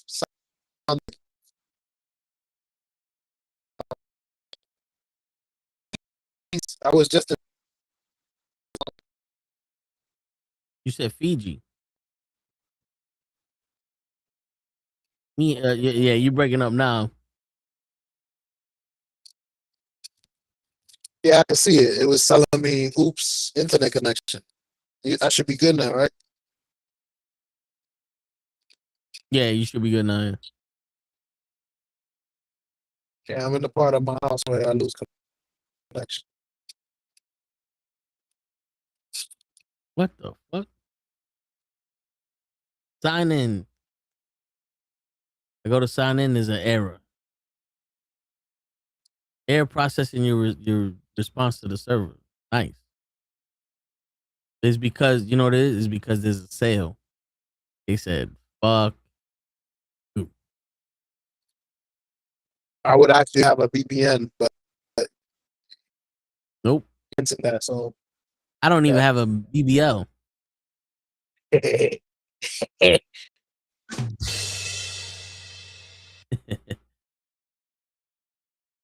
What does BBL stand for? Big booty location. Big booty lipo. Probably. That's probably sounds better. Let's see.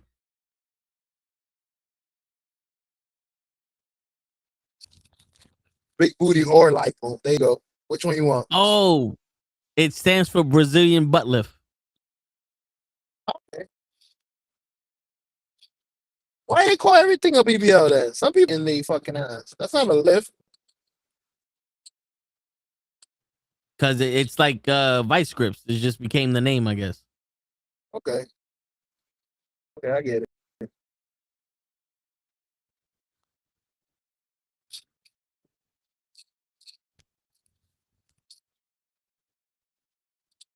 It's like Xerox.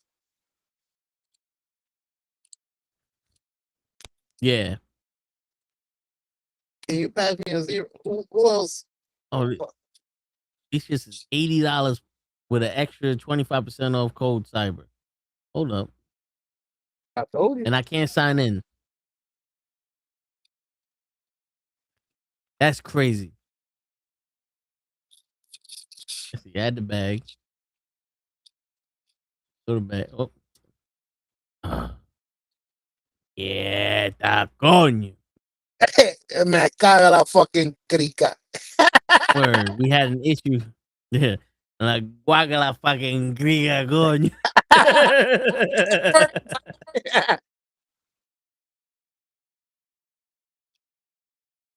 Shit.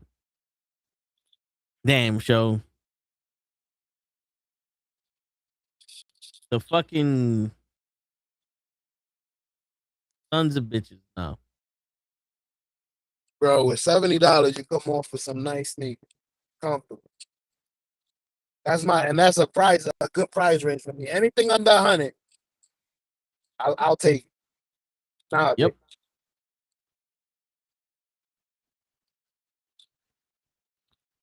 I bought some Shocks, some Nike Shocks for $77. My man, I've never seen Shocks for $70. Give me that.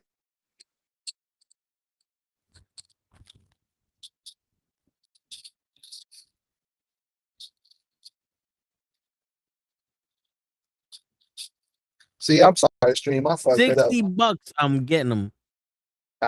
You see it? I told you anything under 70. Yo, because these shits was $80, and then with the 25% off, it's $60. You got your dunks. What is it? A dunk? The ones. Yeah, it's the same thing. A dunk. No. The ones is a dunk when it's not a Jordan. Yeah, but these are Jordans though. Yeah. That's why I was like. And guess what? Yo, you know what's funny, show? I don't know what's hanging from your mirror or what's dangling. Or is that your keys? This is my little UPS truck. Yo, dude, I saw that and out the corner of my eye, I was like, yo, there's somebody behind you. What's up, show? But guess what color I waited a whole hour and a half. Guess what color I just got? What? Hopefully, because for some reason my shit. I'm trying to hear your question. Guess what color you just got, you said? Yeah, the Jordans. Orange and blue. Blue and orange. My bad. White, orange, and black. Oh, see? That's some of the I got the say, can you see by the dawn's early light? That's what I got. You know what I think I'm gonna do now? So more looking through. I think I'm gonna just save my and then come Black Friday, Cyber Monday, rack up on like 10 shoes. 3 for me, 3 for my son. Like yo, here's the 3 for y'all. Yeah, good. Like it came out at a good, decent price. Yeah. Nah, dude, I hear you. To be honest with you, I got those because I have. If you look, I got the white and orange sneakers right there, but those are dunks, and they're a little bit more thicker than the ones. And I don't really like the feel of them the best. That's why I haven't wore them too much. But I was like, oh shit, they got the same color with the ones though, so I might as well drop that in the. You know what I'm saying? If they feel uncomfortable, don't wear them so much. We'll take them to Nike. They'll exchange them. Word. Because I know you're trying to find out if they're a little. Well, you said it's a little softer, but if you put them on and they feel the same shit, don't overwhelm them. Take them right back. Yeah, like they're comfortable. They're a little thicker, but it's just like they feel weird based off of because of all the other shoes I got are the ones. So everything feels the same except for those. So you know what I'm saying? Yep. I know exactly what you're saying. Yeah. I got weird feet. Yeah, yo, dude, I'm waiting for that one sale where the FX30 goes from $1,800 to $400, and then it's mine. That's gonna be the sale when the next camera's out. Yo, dude, the FX30 is 3 years old. That shit got more expensive, if anything. That's how good it is. It gets better with age. Yeah. Word. Let me see. Damn, this lighting sucks. Let's see what we got. Oh, you know what's funny? I bought a light. It goes on the hot shoe of the cold shoe of the camera. Mm-hmm. Those are your boots. And it Yeah. My Nike boots. I mean my Jordan's 200. Yeah. Page 120. We bugging. Yo, look, this is what I got. Go ahead. Oh, that's dope. Yeah, this is $20. That shit look like some professional and there's shit. all these different colors, and it gives you a decent amount of light. There's like a little magnet right there.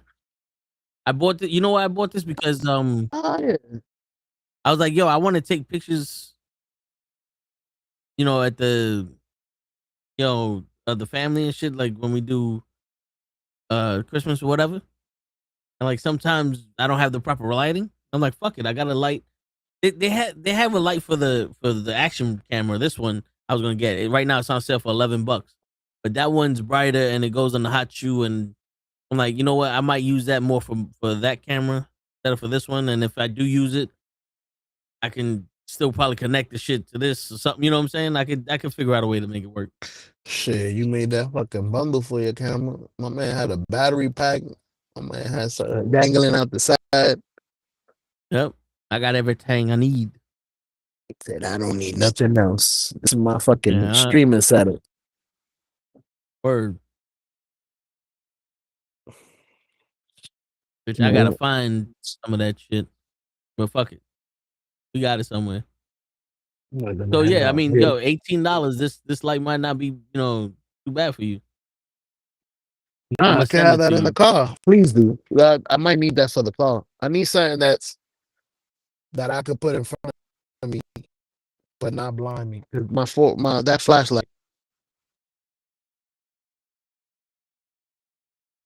And to change colors of the car, like the surrounding, like what's in here.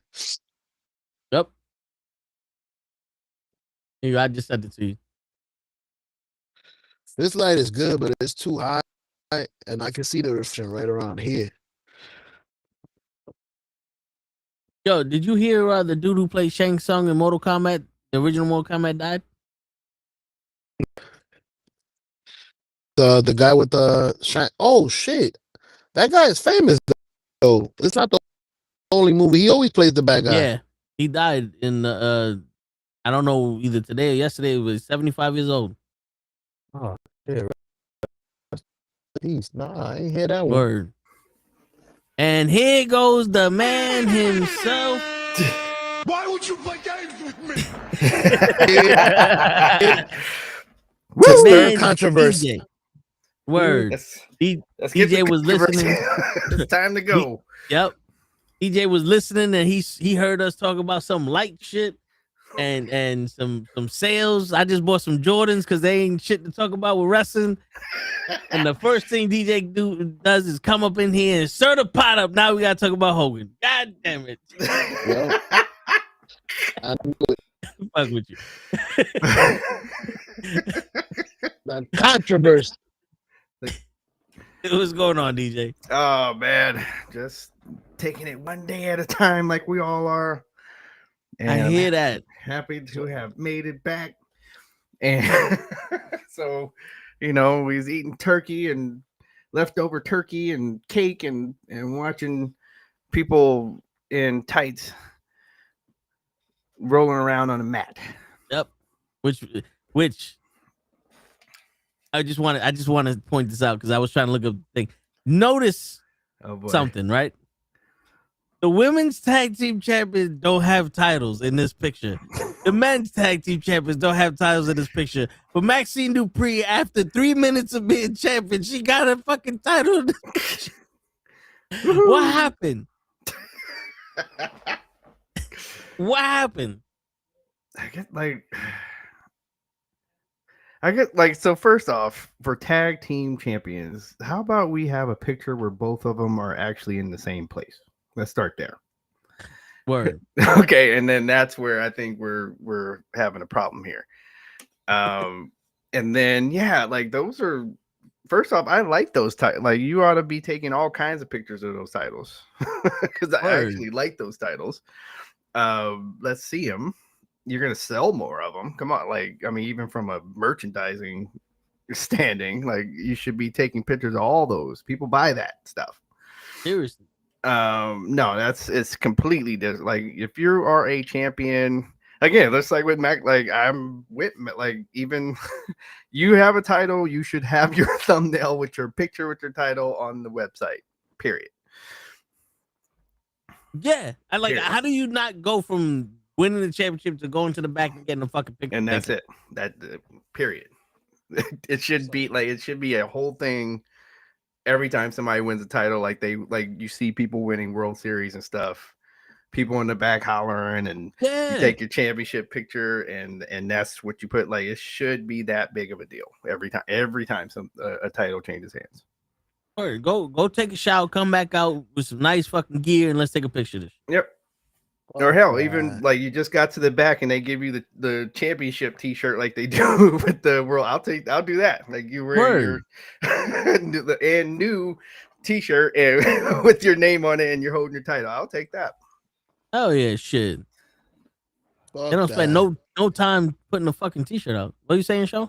I said, fuck that. The next World Series champion should just go to the mound and shake each other's hand. Hey, we won. Congratulations. And just walk back to the fucking locker room. No celebrating. No showing titles. No. Don't bring out the trophy. That only works. See you next year. That only works if the Dodgers win the championship. Shit.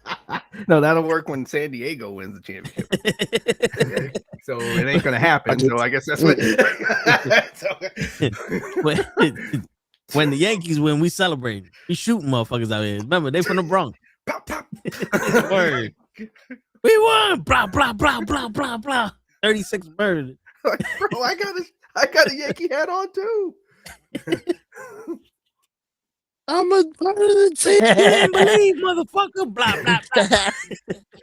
See you cheering. Over here, I got a my neighbors. I get a free fireworks show every time the Dodgers win the World Series. I'm talking about stuff to shoot up in the air. I'm like, hey, let's get some lawn chairs and go watch the fireworks. Right? Shit. Get that $15 grill and get some burgers and Franks and yeah. watch the fucking fireworks. They go all night. You can actually do that. It's all night. I mean, nobody gonna tell them nothing.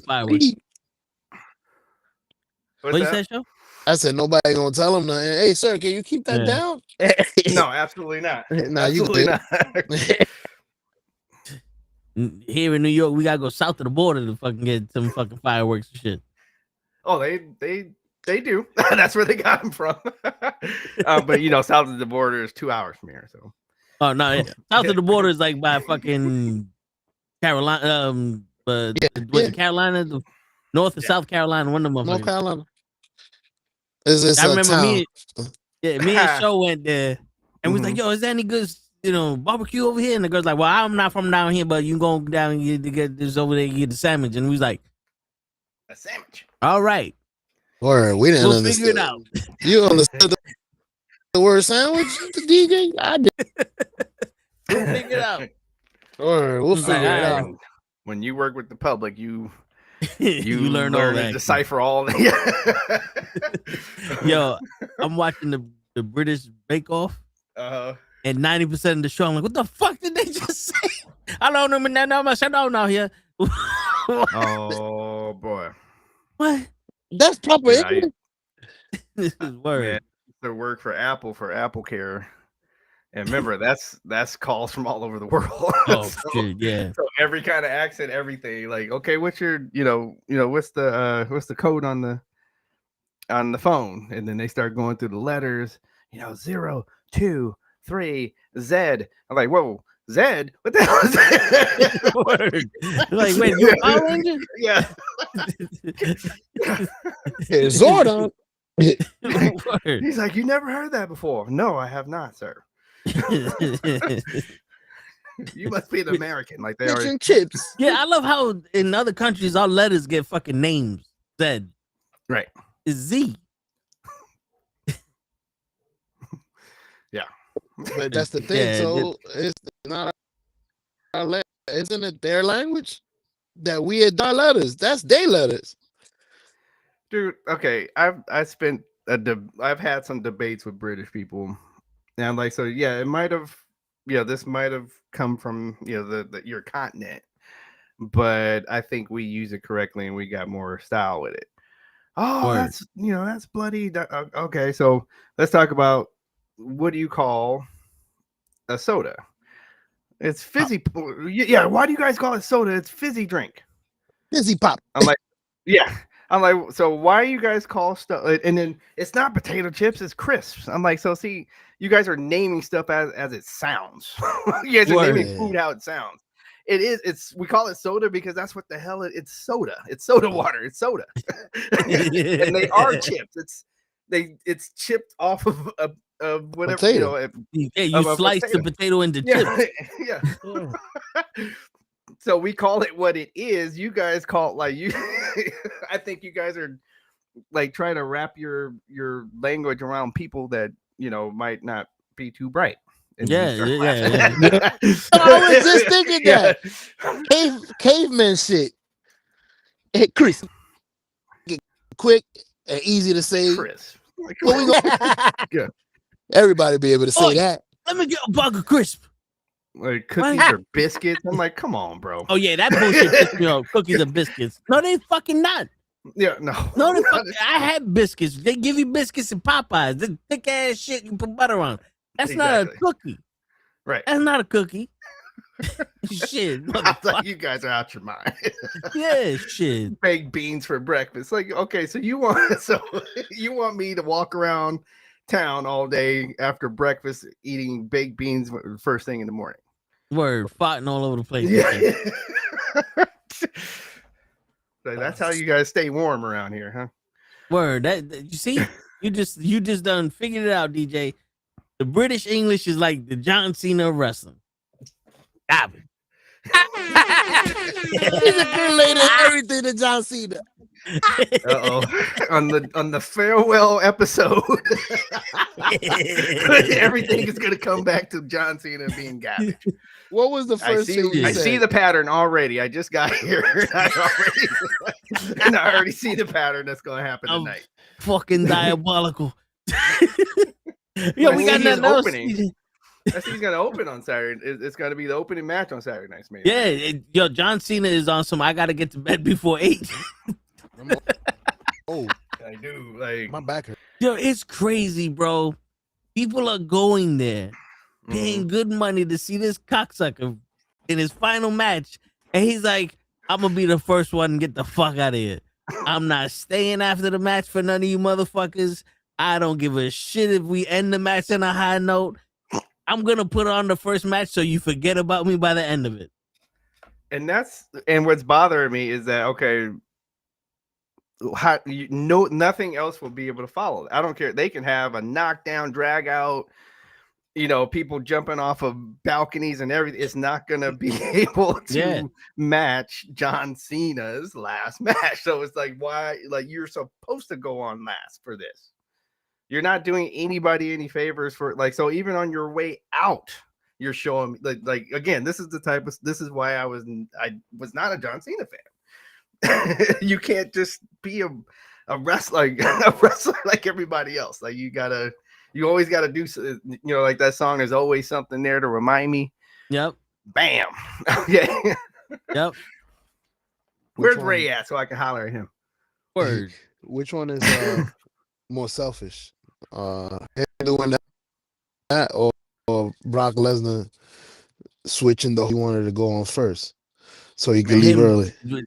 John Cena doing that because really people don't give a shit about Brock Lesnar like they do John Cena. Like, in all honesty, Brock Lesnar going on first and going on last don't make a fucking difference.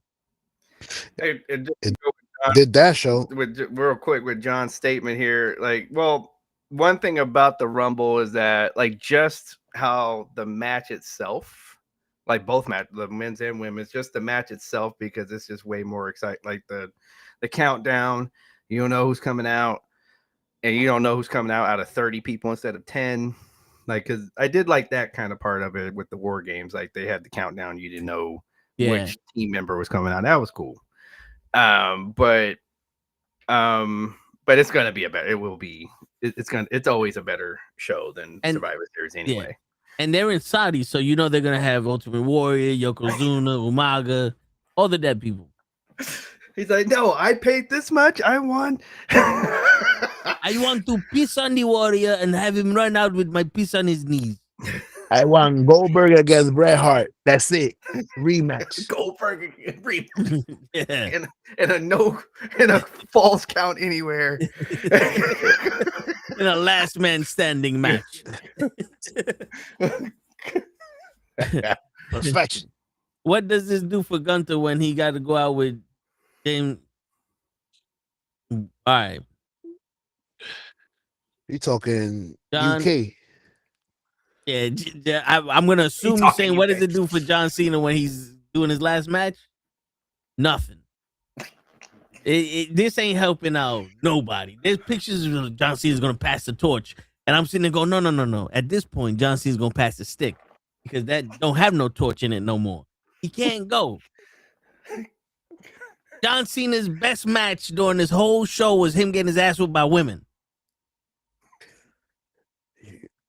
I don't want to interrupt your rant. I was gonna ask. Oh no, there's no rant. You really feel John Cena can't put nobody? Like I felt like just him jumping out the AA was him putting him over. No. I put you over with my move. He can't put nobody over. I'm gonna tell you why. Thanks for asking, show. We're gonna go down in history fucking lane. We're gonna do this, show. We're gonna do this. You opened the floodgate, show. No, remember you did this show. Yeah, you did this. Did it to yourself. Because, yo, look, John Cena turns into the fucking Thugonomics guy so he can save his career. Who does he wrestle during the whole Thugonomics shit? Booker T, Benoit, and Eddie Guerrero, right? Booker T and Benoit mostly. Then he wins the title. He wins the title against JBL. JBL was a transitional champion that just so happened to have one of the best runs the transitional champions ever had. He loses that. He doesn't give JBL a championship shot again. What happens then? He goes back to defending his title against top guys. Triple H, Shawn Michaels, Kane, Big Show, Randy Orton at the time, Edge at the time, CM Punk at the time, Batista at the time. You name me which one of these motherfuckers he put over. None of them. They were already over. Then, we're going to go into he's the United States champion. Who'd he put over? because he keeps saying, "Oh, I gave all these title shots and all these opportunities for people to come on." Who'd he put over? Nobody. Kevin Owens and Sami Zayn were already over in NXT. People loved them in the Indies. He did nothing for their fucking careers. They're not sitting here going, the best match they ever had was with John Cena. No, sorry. John Cena leaves. He goes to do movies. He comes back. Who does he wrestle? The Rock. And was mad and was pissed off about The Rock being there. Like, oh, how come this guy is part-time and he's getting main event matches? Yeah. Like, He wait, what are you talking about, John? Yeah, Like, he wrestles The Rock. Then, and only then, and you know the truth, Joe. He wrestles The Rock, and he loved The Rock so much, he said, I'm only going to wrestle somebody who sounds like The Rock, so I'm going to wrestle Brock. He wrestled Brock Lesnar after Brock Lesnar came back from being an MMA wrestler. Did he put Brock Lesnar over? No, Brock Lesnar was already over. As the UFC fucking heavyweight champion of the world, the most dangerous man in the fucking world, because he was the UFC heavyweight champion. And then he said, fuck it, I'm leaving. And he came back. Who did he wrestle again? The Rock again. Again. And then he said, you know what? I'm going to help the young talent out. And I'm going to put over The Miz. How am I going to do that? By having The Rock there. And then he said, you know what? I'm going to lose to Austin Theory. How well did that turn out for Austin Theory? It worked out fucking pretty good, because after that, he cashed in his money in the bank on a fucking United States champion and lost. He lost the money in the bank to the United States champion. John Cena put him over. Did Solo Sikoa beat him in a better match? I'll give you that. It was a better match. And Solo became nothing. It became nothing. He was the next guy to be the tribal chief, and they put him with the fucking Gorillas of Destiny, and all of them became a fucking joke. It became a joke.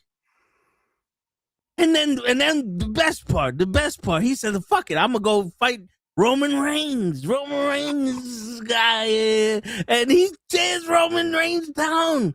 It's a promo, son. Fuck you. And what happened? Roman Reigns said, I'm gonna grow it in spite of you. Right. And he can't hold a candle to Roman Reigns no more. Who did he put over? Even this heel run, he tried his hardest. Yo, I swear to God, they did everything except for make a sex tape between him and Cody, and it didn't work. Who did he put over? Who did he put over? See, the definition that you think of putting over is he let somebody win. No, putting over is Bret Hart and Shawn Michaels WrestleMania 12. That's putting somebody over. Shawn Michaels and Jericho and Kurt Angle. And, you know, that's putting someone over. Like, yo, this guy is the next guy, and I gave him everything I got, and boom, he's going to move on and be that upper echelon. Bret Hart, Stone Cold. Yes. You're gonna have an answer for this. Hulk and who? The Rock. Okay, that's not a. I was gonna ask you, who did Hulk Hogan put over? Hulk Hogan put over the Ultimate Warrior. Hulk Hogan put over Macho Man during the fucking Mega Powers exploding. Hulk Hogan put over Sting. Hulk Hogan put over Goldberg. Hulk Hogan put over fucking Roddy Piper. You know Hulk Hogan never beat Roddy Piper? You know, have you ever heard that? That Mr. That don't work for me, buddy, has never beaten Roddy Piper. That's because Roddy Piper wasn't gonna allow him. I will whip your ass. Hulk Hogan put over a rookie, Undertaker. That was and he became heavyweight champion. Business move. Smart. Come on, Hulk Hogan did what he needed to do for business. Smart. The reason why he and DJ is like, fuck you, Thor, fuck you, Thor. I wanna fuck you, Thor. I don't like Hogan, but like the reason why he did most of the shit he did is because he felt, okay, the Warrior can take this shit and go run. All right, that's good business. I'll do it for him. But I don't know who the fuck this guy is. What's his name? Neil Armstrong.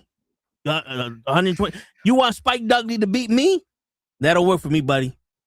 That'll work for me, brother. Yeah, get Andre the Giant to beat me. That works. That visibly that works. I'm 6'9", 350 pounds. You can't get a 12-year-old boy to beat me up. It's impossible. I beat up Rocky. You see how the difference is? Does it work for me, brother?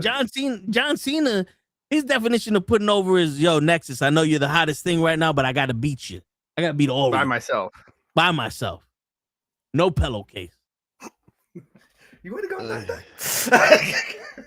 I'm gonna ask a question, and I always put myself in this predicament when I fucking let you go on these rants. Oh man, because I know that I'm not gonna have a good rebuttal. I'm gonna try. How many people did Roman Reigns put over during his run? How many people Roman Reigns put over in this run? Let's see. So I don't think. Yeah, because he. Go ahead. My bad. Yeah. So I don't think a whole So we got to start with it's gonna be some people that people we're not big fans of, but are over with people. So say Seth Rollins, for example. He didn't have so when Seth Rollins came down with that briefcase, he didn't have to take his finisher. You can hear him thanking him as he's pinning him. He put him over. I'm gonna the older Brock Lesnar. He had he went in there so you are supposed to be the next guy, and he he went in there and took a bunch of suplexes from Brock Lesnar. He went in there and took the to be able to take all the booing for beating the Undertaker, so but anyway, I don't think a lot of people were sold on Cody Rhodes when he first got here. Yeah, we were excited. They were excited when he first got to WrestleMania to go against Seth Rollins. But then when he started going for the world title, now he's going for the world titles, and then those battles they had for 2 WrestleManias, that helped Cody. And let's see. Did you forget about his cousin that he put over? Jay? Yes. I was gonna say Jay and Jimmy are stars right now. He was the first one to pin him during his run. He was the only one to pin him. Yo, and I get it. You know something, Joe. Bronson Reed was put over twice by Roman Reigns. That's true. Yep. Yeah, man. That's why I don't rebuttal, man. Fuck. Yeah, Solo. Yeah. Because when they were doing all the the stuff with the bloodline, and then he would get mad at somebody, he wanted to somebody to take care of his light work. That's to keep calling his name that Solo, take care of that. You have that name. It's wait, they got Solo, because he didn't say you just and you would have forgot all about him. But he's having a back and forth. He's like, I'm tired of you, Solo. That was on purpose. Also, he put over Sami Zayn. Remember, before Sami Zayn was Sammy Uso, he was Fidel Castro with the green pants. Yeah. Yep. Yeah. Yeah. The conspiracy theory. Mm-hmm. He did his thing. But the thing is, because Show keeps saying he's like, every time I give a rebuttal, you man. But the thing is, this is the questions that everybody else that doesn't have the knowledge is asking because they don't know. So when you ask it, they ask it, and then this is why I get hyped when I answer. Yeah, because I'm not yelling at you. I'm yelling at them. Oh, I know. I love these conversations. These conversations are perfect. This is what I need for videos. This is what we want. Yeah, this is why we're here. Yes, sir. I want your rants. Why we're here. You should have saw me crash out at work today. Oh shit! I did that shit I was three dead. times. I was three dead. times I crashed out. We gotta talk after the show about that man. one. No, but yeah, that's why the 14th will be the greatest day of 2026 or 2025. So celebrating, bro. Yeah, I was telling shows that I might have to do a watch along just to get this motherfucker out and just to make sure he's leaving. He say he's helping him with his bags. Yeah, come on, man. DJ. You know how you have a guest that you don't want at your house, but it's like you know what? You about to leave? Let me walk you outside real quick. Where's your car at? Let me call. Yo, taxi. You packed my shit. Text me when you get back to Alabama, motherfucker. I was saying, did you make me a to-go plate too? Yeah. Nigga packed my bag. Packed my bag and made me a to-go plate. Like, what's the word? So you're leaving today, right? My man said, I wanted to do some shopping. I bought shit for you. Don't worry about it. No, don't worry about that. I got you this nice shirt that says fuck off.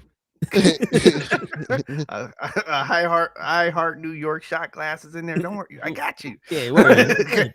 You good. Oh shit. It's been the best 5 minutes of my life. Now get the fuck out.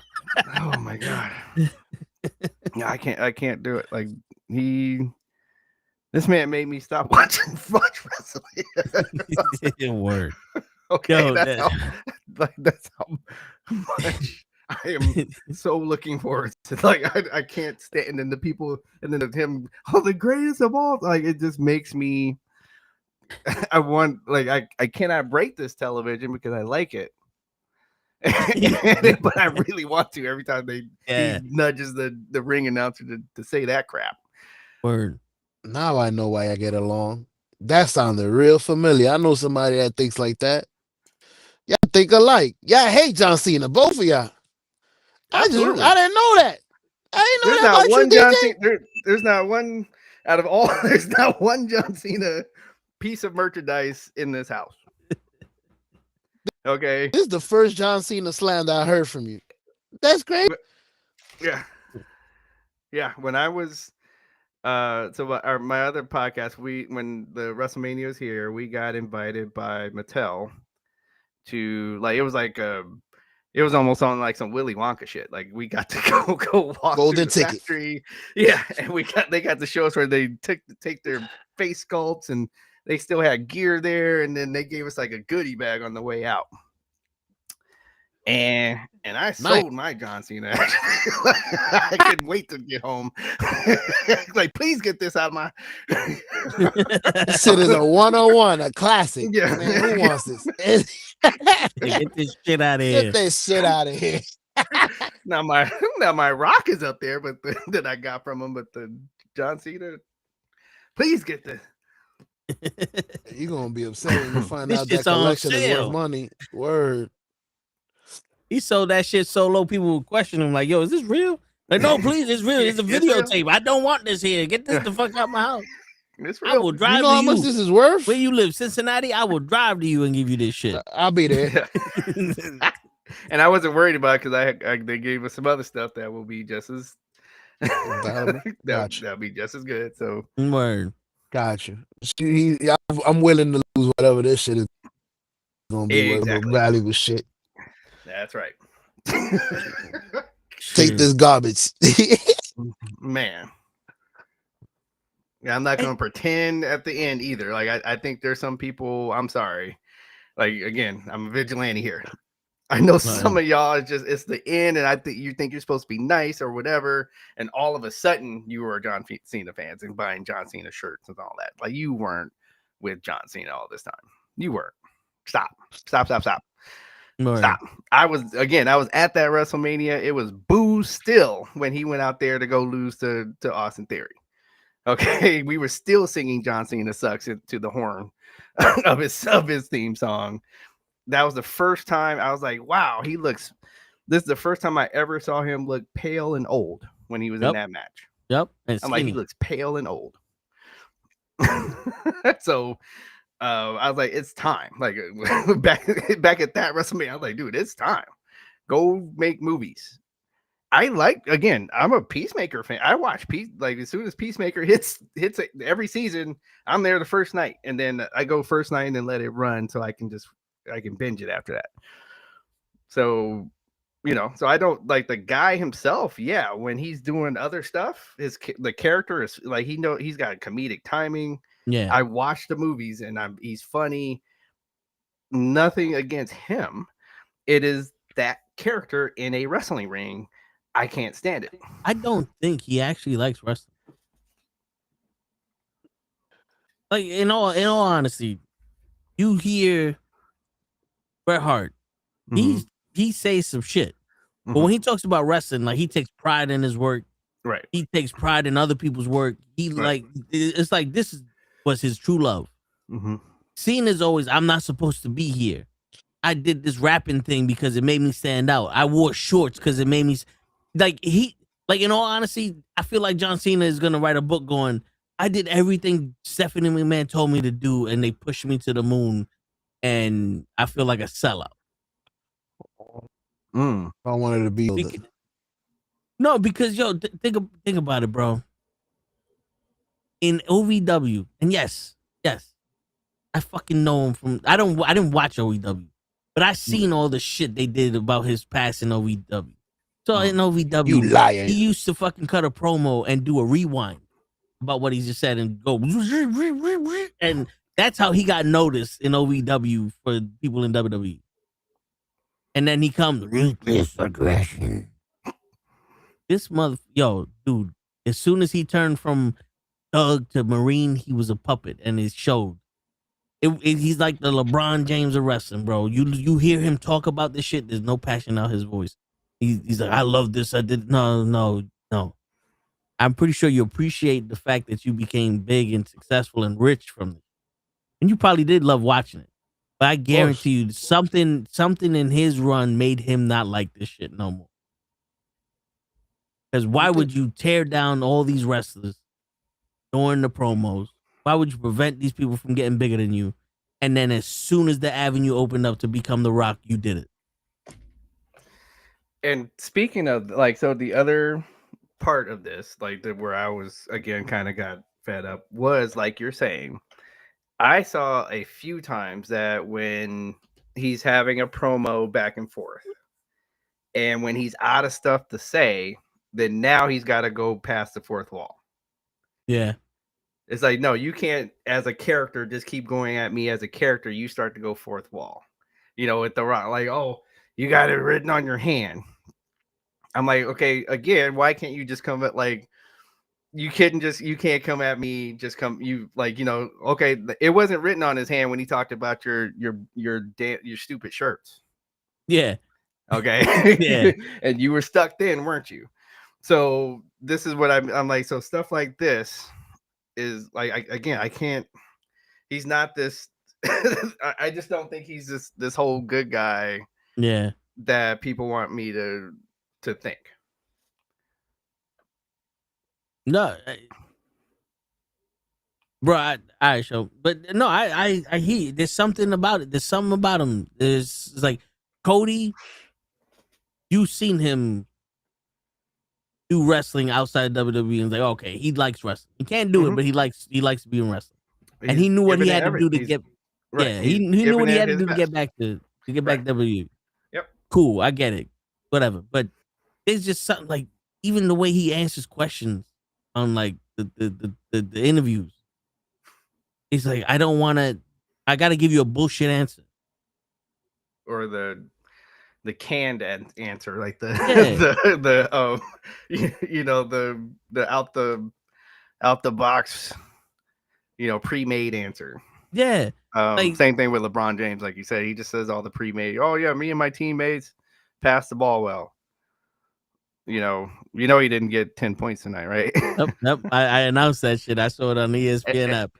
And that was never a thing, right? The streak of the most fucking 10 points. It's not a thing. It's definitely it's basically Hulk Hogan slamming Andre the Giant for the first time at WrestleMania 3. It's the same thing.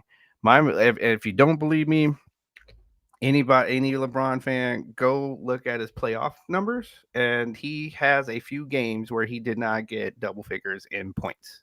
Yeah. Please stop. Okay, please stop. This streak thing was just something to try to push this narrative that because they really want us to say, oh, by the time he retires, oh, he's the GOAT. And it's like, what other sport? I know we're talking about wrestling, but what other sport do we give the GOAT to somebody who has a losing record in the championship round? I don't know. Because to be honest with you, the other person we gave that shit to was Jerry West. And he was 1-for-11. He got the logo. Yeah. But I don't think anybody was calling him a GOAT. No, yeah. But that's I get you, but they were not calling him a GOAT. Yeah. And they were, So, what's funny? This morning I woke up, right, and I was thinking about Chris Paul and I was thinking about Jordan, and I was telling Leia, I was like, you can't respectfully disrespect somebody, man. So when they got rid of Chris Paul, you disrespected him disrespectfully. Right. Because if this is Chris Paul's last season, which he told you it was. Yeah. Why would he want to be in a team full of losers? Right. Because if Kawhi Leonard might be a champion, but you did nothing with the Clippers. Nope. He came here to possibly get a championship or to help you guys become better. Right. And you motherfuckers are disrespecting the team he was brought up on. Right. Remember, he was a Clipper before any of these motherfuckers. He was drafted by the Clippers. You know what I'm saying? No, he's drafted by Charlotte. Yeah, but he was traded to the Clippers. Like the Clippers was his first noticeable team. Him and Clay Thompson. No, not Clay Thompson. Blake Griffith. Blake Griffin. There you go. That was his team. Yep. They got close to being in the finals. They went to the Western Conference Final. Yeah, you know what I'm saying. Like they did something, and he came back to his team trying to make them better. And you disrespect this man. Right. Why would he want to play with losers? He would. You got loser mentality. Right. Now I'm thinking the whole shit with Jordan, right? Mm-hmm. Everybody's talking about, Jordan needed Pippen. Okay, so after Pippen, who he need? Everybody needed. There's nobody that just won championships all by themselves in basketball. It doesn't exist. Let's do the comparison. Jordan needed Pippen to win a championship. Right. LeBron needed Bosh, Wade, Ray Allen, and another person to win a championship. Irving. Yeah. No, but then he moves to another team. Right. Jordan's still on this team. He just needed Pippen. So now there's no more. We got rid of Pippen now. There's no more other player that helped Jordan win but Pippen. So now you got Kyrie Irving, Kevin Love. Yep. and then fucking Anthony Davis. And tell me how many championships Pippen won without Jordan? None. Yeah. So can we stop? So please stop bringing that up to me. Yeah. It's like again, everybody's got it. Like every person in this conversation needed something like, Magic and Kareem. You can go on. Larry Bird and Kevin McHale. It all of it always. There's always something. This is basketball. It's a team sport. You got to have somebody else with you. It doesn't work that way. Yeah, and it doesn't work that way. And then let's bring it back to wrestling. Mm-hmm. John Cena would be the LeBron James. Mm-hmm. So all right. Let's put it this way. If we're gonna go chronologically, right? Mm-hmm. It would be Hogan. Would be Bill Russell. And then Wilt, if you for the notoriety. Yeah. Kind of thing. Yeah. Then you have Shawn Michaels and Bret Hart, Magic and Bird. Yep. And Bird. Mm-hmm. Austin and The Rock gotta be Jordan and Barkley or Isaiah Thomas. Yeah, all the Barkley, Isaiah Thomas. Who else? Yeah. Gary Payton. Like all those. The rivals of Patrick Ewing. You can say Patrick Ewing. Yeah. And then towards like the Attitude Era, you had Eddie Guerrero would be Kobe. Mm-hmm. Yep, absolutely. And then now we got LeBron James as Jordan. As Cena. LeBron James Cena, LeBron, yeah. Yeah. Mm-hmm. So and then I say this because when you actually look at the career of John Cena, there's only Edge, Randy Orton, and CM Punk that they hold his hat on. He's been wrestling for 25 years. It's only those three guys. And those guys put themselves over. Like they didn't need him to be over. You have generations of Hogan putting over companies. Mm-hmm. With the WWE and the WCW and the NWO and then back to WWE. Legitimately, my man is going from the 80s to the 90s to the 2000s, retired, came back and put The Rock over and won a championship after that. Who else is doing this? Like Shawn Michaels did it also. Mm-hmm. Like he hurt his back, came back, won the championship, and became one of the best wrestlers. I think his second run, I agree. He was better than his first run. Yep. Because to me, I still think one of his best like the two best matches when I think of Shawn Michaels is the SummerSlam with Triple H. His return match. Yes. Okay. Because they kept selling the back. Oh, remember his back is fusing, and he shouldn't be doing this. And then the stuff that they were doing was really making you sit on the edge of your seat, right? Yeah. Then he wins, and then probably the same year, the Elimination Chamber, where he had to wear some replacement tights because the tights he ordered didn't come in, so they're all brown. Yep. But he went in there and gave this freaking that performance was crazy. Yeah. Still probably, in my opinion, one of the best performances in an Elimination Chamber. And yeah, so like you said, I think when he had to slow down a little bit, and okay, I gotta adjust some stuff, so that means I need more psychological. Yep. And his head was out of his ass, right? And then okay, like you said, like so he wasn't like high, so now he was connecting with the guy he's wrestling with, so that makes for a better match as well. And yeah, I agree. Like as you say that, like yeah, the after he lost his smile was when he had the best wrestling. Yep. And bro, I think if we're gonna give John Cena anything, I think John Cena's best match is the match he had with Kevin Owens. Okay. And that was because Kevin Owens carried that match. That's John Cena's best match. That's not Kevin Owens' best match. That's true. Wow. Yeah, you might be right. Like I'm just thinking of my man had a match with Shawn Michaels at WrestleMania, and that match was horrible. And then they did a rematch on Monday Night Raw, and that match was way better. Mm-hmm. You can't be the GOAT when you're not performing at WrestleMania, bro. Like Shawn Michaels can legitimately be one of the GOATs for his second run with Kurt Angle, Undertaker, Jericho, Triple H, all those people he wrestled. If you put his WrestleManias and SummerSlams together, even we're not even talking Royal Rumble yet. Yep, word. So, like, there's a reason. Like, Edge ain't no good. He just somebody who took the title from him twice, and CM Punk left because of the shit that they put him through. Mm-hmm. Batista was already old and gone. Because I would argue Batista was a bigger star than Cena. There was a minute there where when they both won the title, star. Yeah. When they both won the title, WrestleMania 21. Mm-hmm. I think Batista was the bigger star. And then they switched SmackDown and Raw, and guess what happened? SmackDown became the fucking show to watch.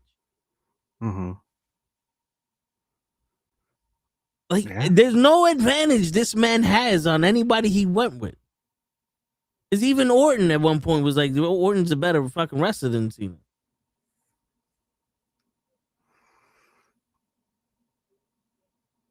No, I again, and like you're saying, and then there was nobody else really being built like that. Like, they weren't really building. Like you either had the charisma or you didn't on your own, and then so now you're past, like you're saying, they were passing that title to just kind of in a merry-go-round with Edge, CM Punk for a minute, and Randy Orton, and then so that's why when they're telling me how many times he won the title, I'm like, yeah, I don't care. Like, it doesn't, the way it happened, I don't care. Okay, he didn't really have to chase it. It was really just, right now, let's just turn the soil over. Let's give it back to John Cena. That's basically what it always felt like. There was at least 3 times John Cena returned and became champion. In the Boston Garden with Jericho, Monday Night Raw with Rey Mysterio when he just won the tournament. Yep. And then Royal Rumble when he won the Royal Rumble and then went to WrestleMania and won the title. Mm-hmm. It's like, bro, 3 of those championships you got were just handed to you. Right. You got the record. Meanwhile, Ric Flair is going around territory, making them territories mean something. And I know it's different eras of wrestling, but still. It still means, like, so it still has the same gravity though, because it's like you're saying, comparably with how territories work and how modern day. So remember, at a territory, when a wrestler was not there, for the most part, those fans were so focused on their territory. Then all of a sudden, this guy shows up, and then now you got to make this territory care again about you, about what your story is and what your matches are going to be. What's up, Leon? And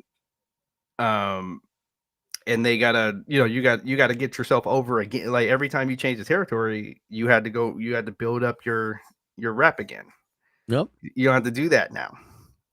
So for Rick, it is a bigger deal that Ric Flair was the champion that many times within territories like that, because those days they're only gonna make you are you gonna put a butt every 3 inches for us to give you the title? And he's going around all these territories and all of the different promoters. Yeah, he is. Even over the guy, I think, even our champion, I think he's still gonna put butts in. Ric Flair's gonna come here and put butts in the seats. That's totally different than, because I'm gonna say I think John Cena is a Northeast guy. I think that is somebody people in the Northeast are woohoo. Yeah. Okay, I don't have a lot of friends here. They're just gung ho for John Cena. It's just okay. There's a lot of people that live where I live where this is how we feel. We're listen. I hear you, and dude, and what you're saying with when you put butts in the seats. Think about it. Hogan left the WWE, and it went to Bret Hart. Mm-hmm. And it took a while for them to adjust to that new style of younger wrestlers. That's why they were losing to WCW. Yeah, smaller guys. Because even though people were booing Hogan by the end, before he turned NWO, he still put butts in them seats. He still had people watching him. Him and those the giants, the big guys. You know, it's still something to see. It was. It was a spectacle. Seeing these guys that look like they should be in a comic book, performing right there in front of your face. Yeah. So that was kind of the WWF draw, right? And then they went to, we're going to go smaller, athletic. And like you said, that was we had to adjust for a minute. It's whoa, hold on. Okay, I've never seen Bret Hart gorilla press slam somebody. What am I watching here? Yeah. And so. You know what? And the crazy shit is Bret Hart made that transition easier than Shawn Michaels did, because I'm watching Vader versus Hogan. Right. Vader's fucking Hogan up. Right. Then I watch Vader versus Shawn Michaels. Shawn Michaels is kicking Vader's ass. It's wait a minute. This don't seem right. And Shawn Michaels was punching and kicking at that time. He wasn't even doing the lucha stuff yet. As a kid, I was like, wait a minute. Why? Hogan is a monster. And Shawn is, why are you kicking Vader's ass? You gotta be old. You gotta be old. That's what it is. You know what I'm saying? Because the illusion at one point becomes muddy. If you fuck it up sometimes. You know what I'm saying? Absolutely. If you can sit there and be like, yo, Usain Bolt is the fastest man in the world. Oh, he retires. Now I go out there and I'm the fastest man in the world. You're going to be like, wait a minute. This don't seem right. This short, chubby motherfucker cannot be faster than Usain Bolt. Didn't I just see him eating a sandwich the other day? Yeah, wait a minute. His pants don't buckle up. How is he faster than Usain Bolt? And then he just ran a 9-second 100-meter. Yeah, and there's no mystical powers or nothing. You had no Ultimate Warrior behind you or the vitamins and saying the prayers. No, you just a sexy boy. Yeah, it's wait a minute, what? Yeah, with Sherry.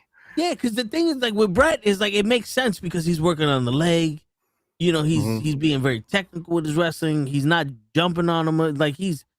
He's taking it to him. He's tiring him down. He's going one section of the body at a time. Him and Diesel, perfect matches. Right. But it's wait a minute, you're going head to head with this. I don't. I don't see how that works. And part of that was probably Sean being an asshole, as he'll even tell you. Then he was, and and I bet you that's probably not how that match was discussed. And then now they're in the ring in front of the cameras, and then so now we just kind of got to go. That's how, like, as you described that, and I remember those matches. I'm like, yeah, I bet Sean was just kind of being an ass and and didn't like Vader. So I'm kind of gonna make him look bad. Like I'm the smaller guy that's gonna be going head to head with him, not get knocked backwards and all that. Like so, that's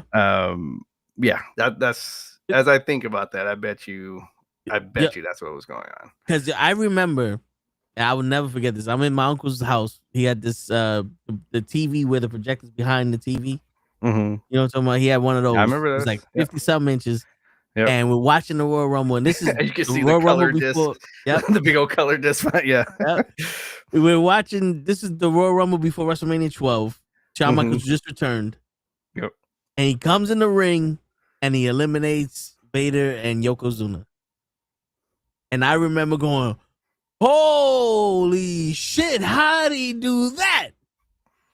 And it was like they had to do the replay, and I don't know if it was Gorilla Monsoon or somebody had to explain he used leverage to get them over because they used their own weight against them. Yeah, because now you're sitting here going, wait, Hogan could barely lift this motherfucker up, and this man eliminated both of them. 215 pounds, and he like wait a minute, and he was just a rocker. Like, wasn't he just a rocker? Like, it's like wait, what happened? All right, okay. So the rockers used to get manhandled by the brain busters. They were the cruiserweight division. So there's some times where it's like, all right, hold up. But he was like, all right, we believe it. He's the guy. Cool. Right. But so my point before we went on this whole back alley tangent was John Cena leaves and Daniel Bryan comes in real quick. Mm-hmm. Takes over. Right.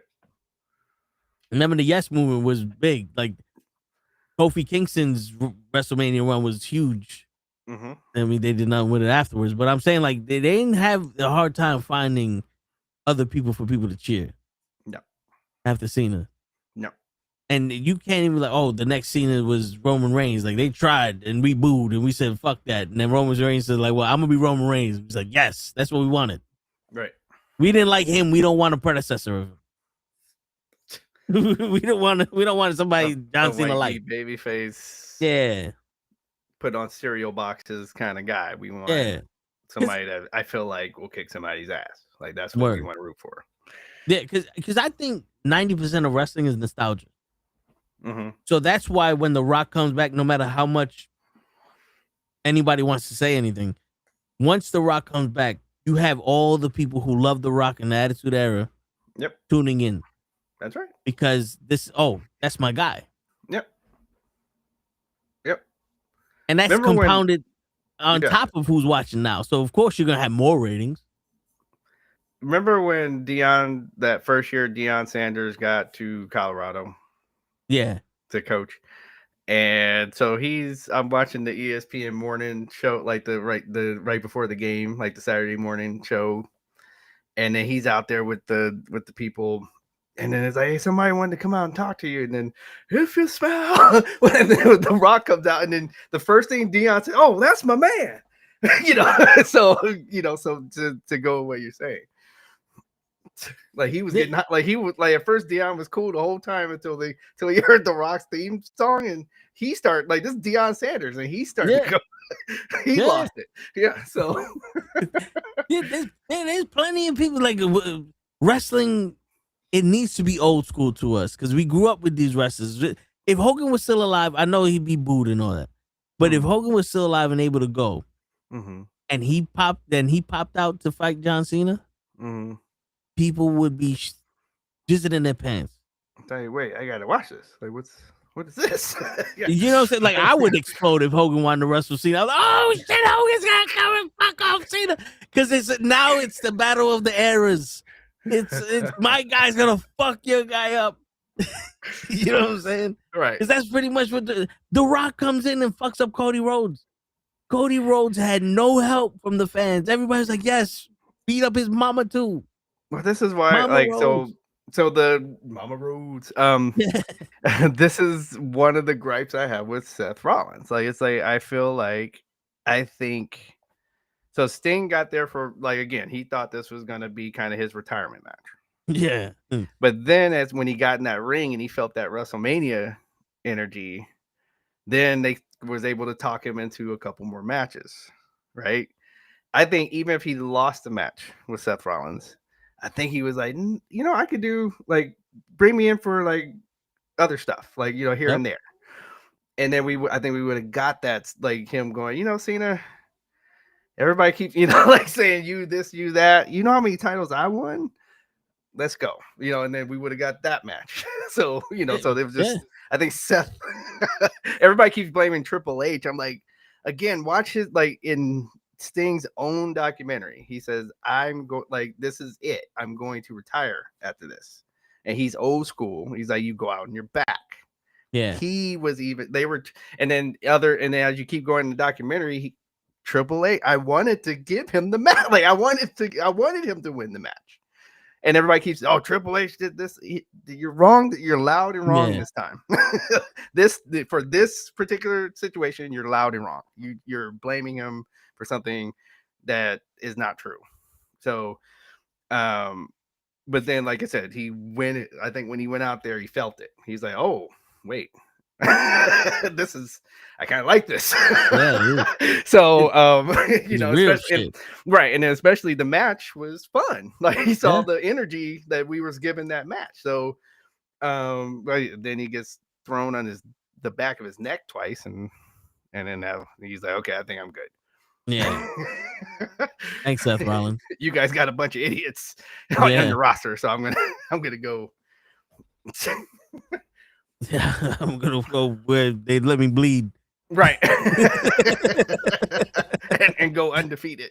Yeah. I think they made that a point too, to have him go undefeated. Oh man. And we could have got Undertaker versus Sting also. Yes. Which I think that would have been cinematic. Yeah. I would have even taken the cinematic, because I think at that point it would have been cinematic, which was fine. Because I didn't want to, like, at that point I was like, yeah, I don't think that's gonna look good at their ages. I don't think it's gonna look good at this point. Undertaker was slipping too at that point too. Exactly. So I was like, let's do a cinematic. They both got a little bit of magic, kind of black magic kind of thing going. Let them play around with that. At one point, a crow versus a fucking hawk or whatever the fuck the Undertaker had. Boom. Right. You know? Right. We'll watch the two birds fight. Fuck it. We would too. Yeah. We would watch it. I honestly think, speaking of that, John Cena's best WrestleMania match is the one he had with Bray Wyatt. It was the cinematic one. Oh, damn. Because everybody watched that. Yeah. And we all critique, like, we took it, scene by scene. Okay, how about when he came out with the NWO shirt on? Yep. And he's doing the curls in front of that blue cage and shit. Yep. And dude, and you know, this is another thing pissed me off. You see him do that, and that looked like he had fun with that. He had way fun with it. Because I'm pretty sure that was the one time that he was able to do what he really wanted to do. Mm-hmm. I honestly believe, now that I'm thinking about it, I honestly believe John Cena never had an opportunity to beat him in a wrestling ring other than that match. Because, you ask, like, people, who's your favorite person to wrestle? Oh, John Cena. Why? He lets me do whatever I want. Because John Cena's probably like, well, they ain't gonna let me do what the fuck I want. I can't do what the fuck I want with you because I want to do this. I want to do what Hogan did. I want to do that. And they're like, no, you John Cena. You gotta be the Marine. You gotta do this. You know what I'm saying? That's probably why he's so harsh with people when he does a promo. He's like, you have an opportunity to say whatever the fuck you want. You over here suffering succotash. Yeah, that was pretty suffering succotash. I think that was the moment Roman is like, yeah. This is like I'm about to change this up because Roman went up to Braun Breaker before his promo and was like, yo, listen, if you're gonna say la di da, do that shit with some feeling. Right. Exactly. Trust me on that. Speaking of that, what'd you think of Braun Breaker's fucking promo? Well, I mean, like he did it in his like he was his character. Like when you're gonna do something that crazy, like you like kind of like what you were just saying, jump all the way in. Like if you're gonna be crazy, don't do it halfway. Because it's gonna that's what makes people not like it. It's when it feels like you're ain't no such thing as halfway crooks, as we know. So okay, jump all, and he did. So I'm like, okay, like it made me go, okay, let's go.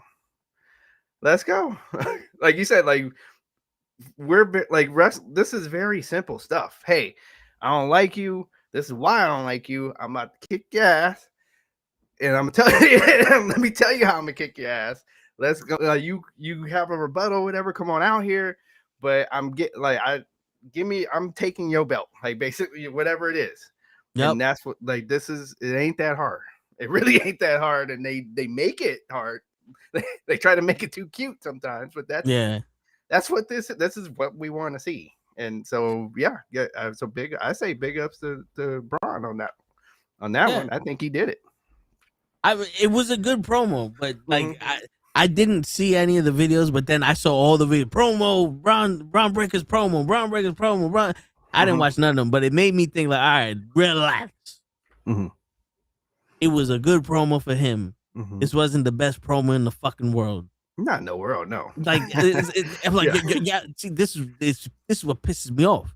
Okay, it's like he just said one cool shit. Mm-hmm. And now the wrestling world explodes. Like that's bad. That is bad. When Braun Breaker just basically says, "I'm gonna get a title shot," and you told me to cut a promo, la di da, the promo's cut, and that's the biggest thing that happens in wrestling. That's the one thing everybody's talking about. Like if Braun Breaker was a fucking mute, like if this was Kane's first interview or first promo.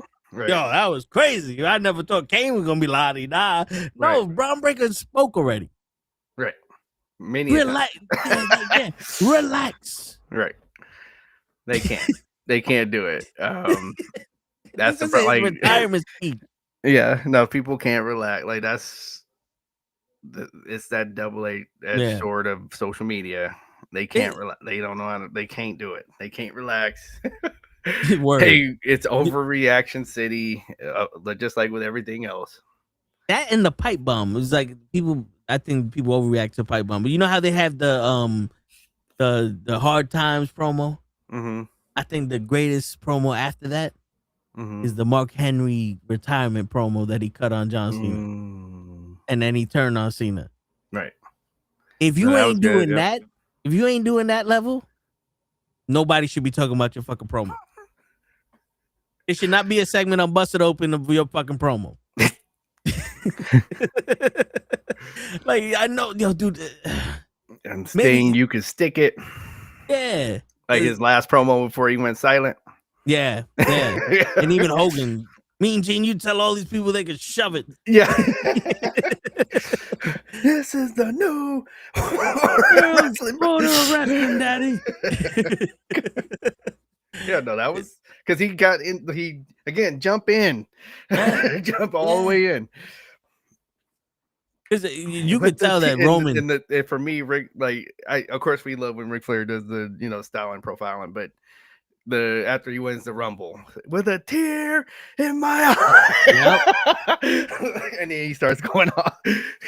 Yeah, because you can tell Roman at that time with the suffering succotash, he got blue eyes and all this other shit. It's like, oh, they're making you do like they were redoing John Cena on him, and it showed on his face, and he's like, yo, bro, I can't do this. I don't know how you do this. Right. I can't suffer and succotash my way to shit. No. And you felt it all over him. Right. And you even seen the attitude change. That's why when he cut the promo on, he was lazy when he started talking. He he held the belt like if it was like that's another thing. Like he held the belt over his shoulder, and people thought it was disrespectful. Like Mick Foley's telling him to move the shit, John Cena's telling him to do the shit, but then now he's Roman Reigns, tribal chief. He's holding 2 belts that way. Right. Ain't nobody telling him shit. Right. Like that was so he was trying to be him at a time where he couldn't be him. And we seen it, and we was like, no, we don't like it. We don't like this. We want him, but not like this. Right. You be you, but not in front of them, I guess. But yo, all right, DJ, you got common sense, and you were at a point where you represented some shit and went to Mattel, and people liked you. I'm not at that point yet, DJ. I'm still at the point where fuck you. I'm gonna say what I want. but why? Explain to me why all these wrestlers need to bullshit me. Oh man, on the radio, like the Busted Open people. Busted Open, yeah. I know they get paid to like make wrestling feel like it's greater than it is, and they're adding their little. I'm about to say they even happy do trees. kayfabe on the show. Yeah, like you can see, like sometimes they'll interview the person in their character and talk about the match coming up. Says that okay, they're in kayfabe. Let them go back and forth, and then sometimes they really talk like we're talking. Like okay, this is what I saw from that last event, and you know I like this, I didn't like that. Like so, yeah, I get what you're saying. But it's like sometimes I'm like, oh, you really are bullshitting me, bro. Like, why do you feel the need to bullshit me? Like, like, come on. And then you hire other fucking people that's like, oh, we're bullshitting you. Yeah, I'll bullshit you too. Like this woman just like there's a female that they got that she does reactions or whatever fuck, and she's on Busted Open. She's talking to Mark Henry. And Mark Henry's like giving an idea, and she's just like, "Oh, I love everything that happened on Raw." I'm like, "What? Did you watch Raw?" I'm about to say you didn't love everything that happened on Raw. Yeah, like there's no fucking way possible you fucking people can genuinely tell me that you watched that shit and was so excited when something happened.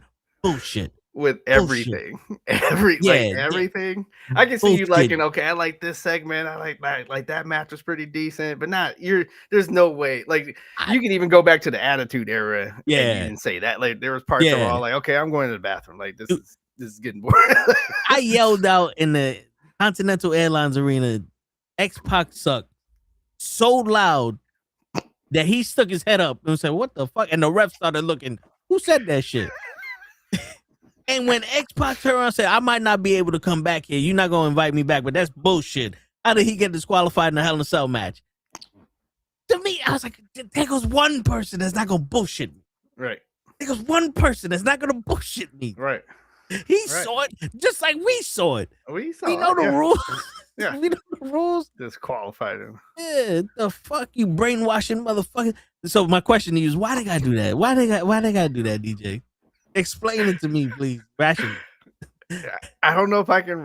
I don't know how rational this is gonna be. To be honest with you, I need to know. Yeah, no, it's like you said. They gotta fill 3 hours.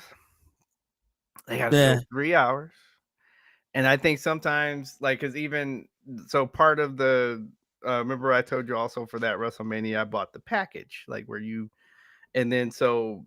At the WWE Experience, they taped one of the Busted Open shows right there in the section that only you can go to if you had your credentials, right? So, so me and my daughter are sitting there, we're eating the free catering, and we're watching the show, watching them tape the show. And there are segments where they were talking like we're talking, where they are giving their critique on whatever or analyzing whatever. And then like say Austin Theory, for example, was one of the guests, and they went into kayfabe. Like it might as well have been, that talk show that Vince McMahon did back in the day. Yeah. It was like that. Like that's what it felt like. It was like, wait, you're talking like you it's like you're giving him softball stuff for him to promo the match instead of actually talking to Austin Theory. How did you start wrestling and stuff? Yeah. No, they were talking about the match and WrestleMania and your record at like, oh, this is gonna be on your record for Wrestle. Like they were talking like that. So I think in the back and forth, so then you get stuff like that where, okay, let's talk about Raw. And then I know I forget the young lady's name you're talking about. There are sometimes like, and for real, I really sometimes feel like when the regular guys aren't on there and it's Mark Henry and this young lady, right? So that means they're like the B team, right? So I'm like, I really feel like we should send tapes to try to get on the show because she like, so that's what happens. Like she does that when she doesn't know what to say. Then she just likes everything. I've seen like, cause I listen to I listen to Busted Open a lot. And when she goes on there and she doesn't know how, like, what to analyze or what to say at that moment about a show, I liked everything. And that's why. So, because you see that didn't happen with LaGreca, or that doesn't happen with Bubba Ray. That's it. Like they're gonna say, no, that part of the show was good. This part was dog shit. Like they okay. So that it's her. Like it's when you have a weak host, that is what's gonna happen. Like somebody that is listening, like you're listening, you're gonna be like, nope, I can tell you're bullshitting. Yeah. Okay, which is bad. Okay, like that there should never be a part of your show where your audience goes, no, you're full of shit right now. Like you made that you're mailing it in basically on this subject. No, no, she's not doing her job. So yeah, no, I'm like, no, I can do better. Like I can do better than what she's doing.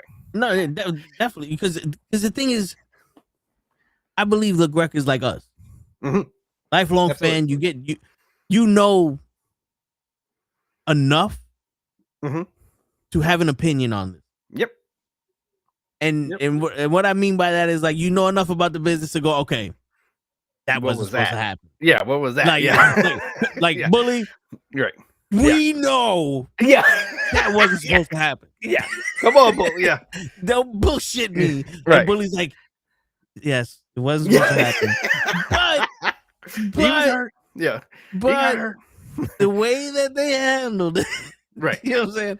But and he goes off. And you can like there's sometimes that LaGreca goes off and you can see Bully go, oh, this is a character you're playing. Right. And he feeds into it. Right. Because there was one episode I saw where Becky Lynch said she tweeted something out about LaGreca. That's right. There and LaGreca cut a promo on her and Bully caught on quick and said, oh, yes, I don't think she got the guts to come on this show and say some shit to you, LaGreca. Right. I don't think she got the guts.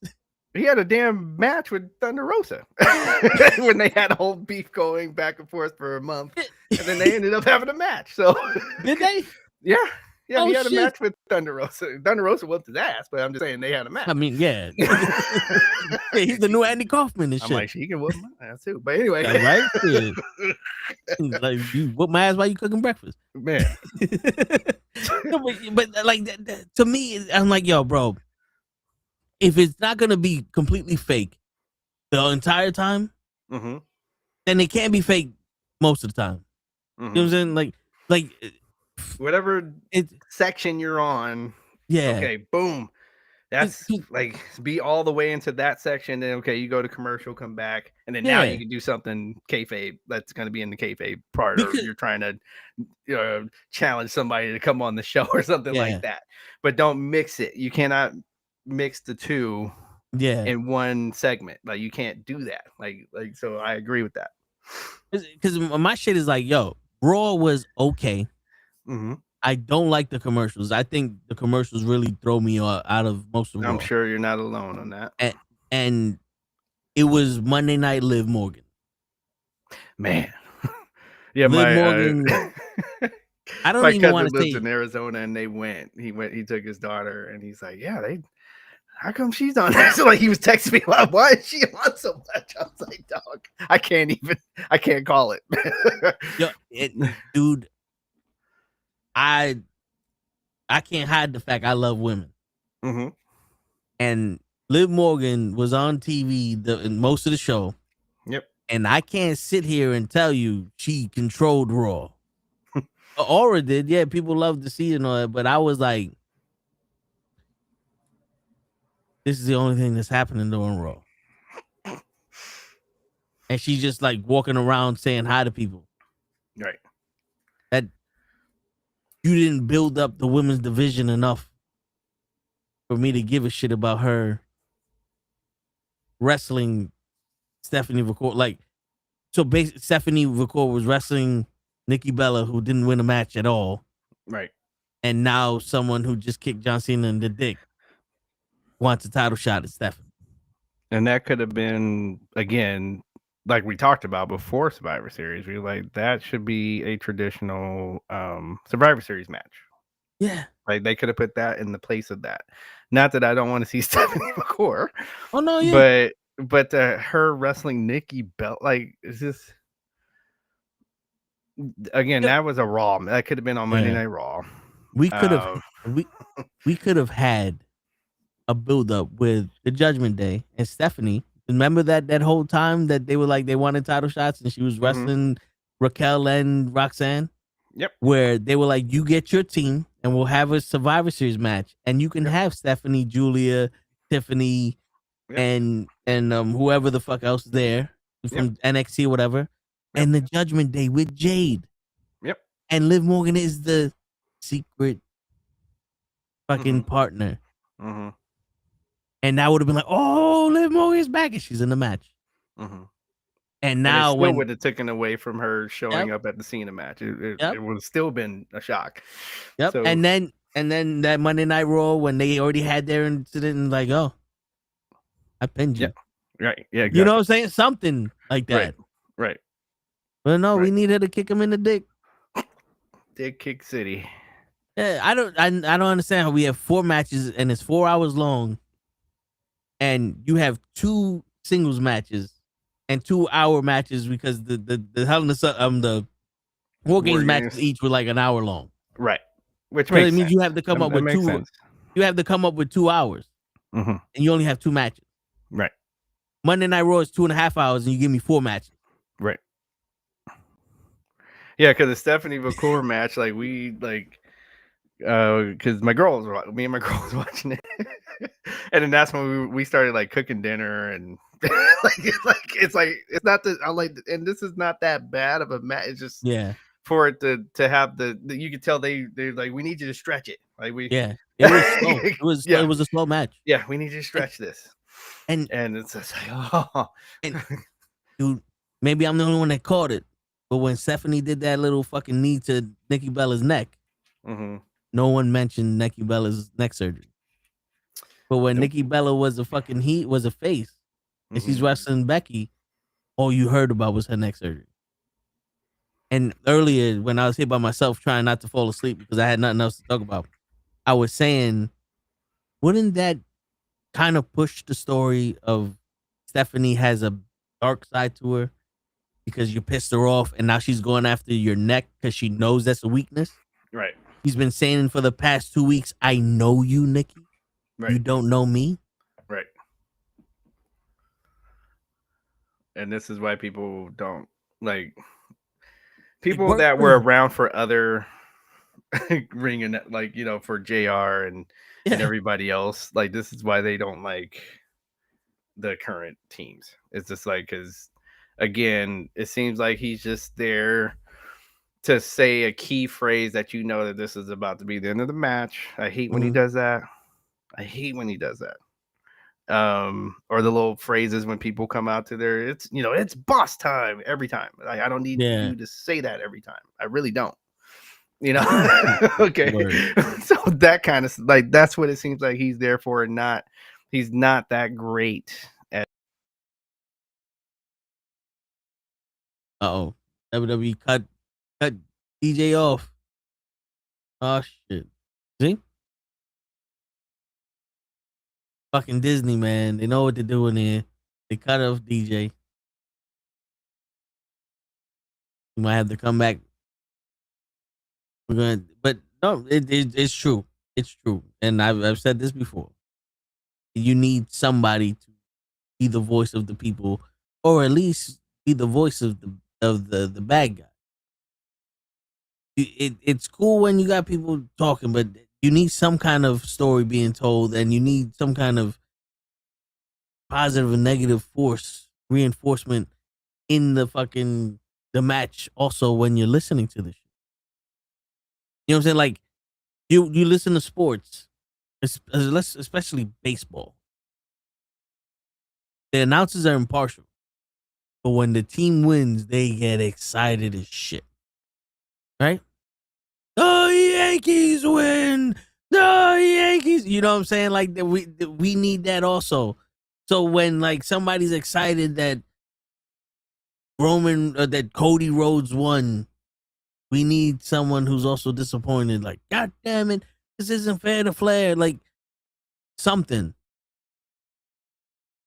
We need somebody to have some kind of emotional connection to what's happening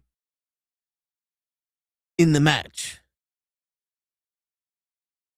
I don't know if Kenny hit me up, DJ hit me up, but yeah, we need something to get us connected in the match also. And yo, I don't know about y'all, but it's easy to get disconnected in the matches when some of these fucking commentators be talking about other shit. Imagine you watching, and mostly it happens in the female match. You watching the female match, they're talking about John Cena and some other shit that happened 25 years ago. It's like, wait, what? Why are we talking about John Cena history? I thought we was watching the women's match.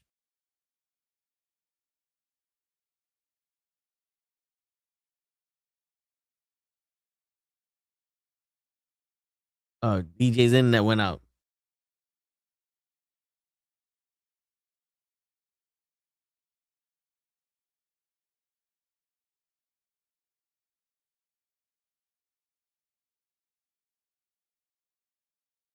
And so let's see what he says. But yeah, fucking DJ's internet went out. They did that shit on purpose.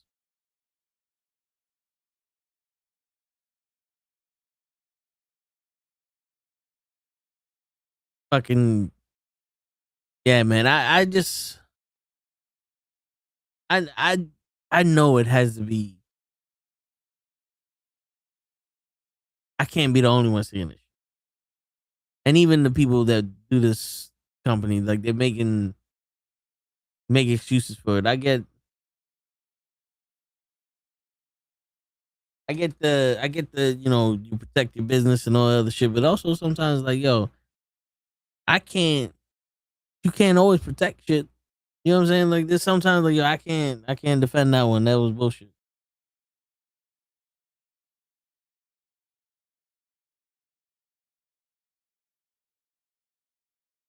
Well, yeah, so Kenny's telling me that he has a internet outage on his, I guess in his neighborhood. That's what his app's telling him. So, I mean, it's already 12 o'clock. Y'all know how we do. Appreciate everybody that stopped by. That was part of the conversation. If you wasn't part of the conversation, appreciate you listening to the conversation. If you got your own opinions, don't be afraid to hit us up in the chat. We love having your opinions, talking about all this shit. You don't have to agree with us. It's an open forum always. You know how we do.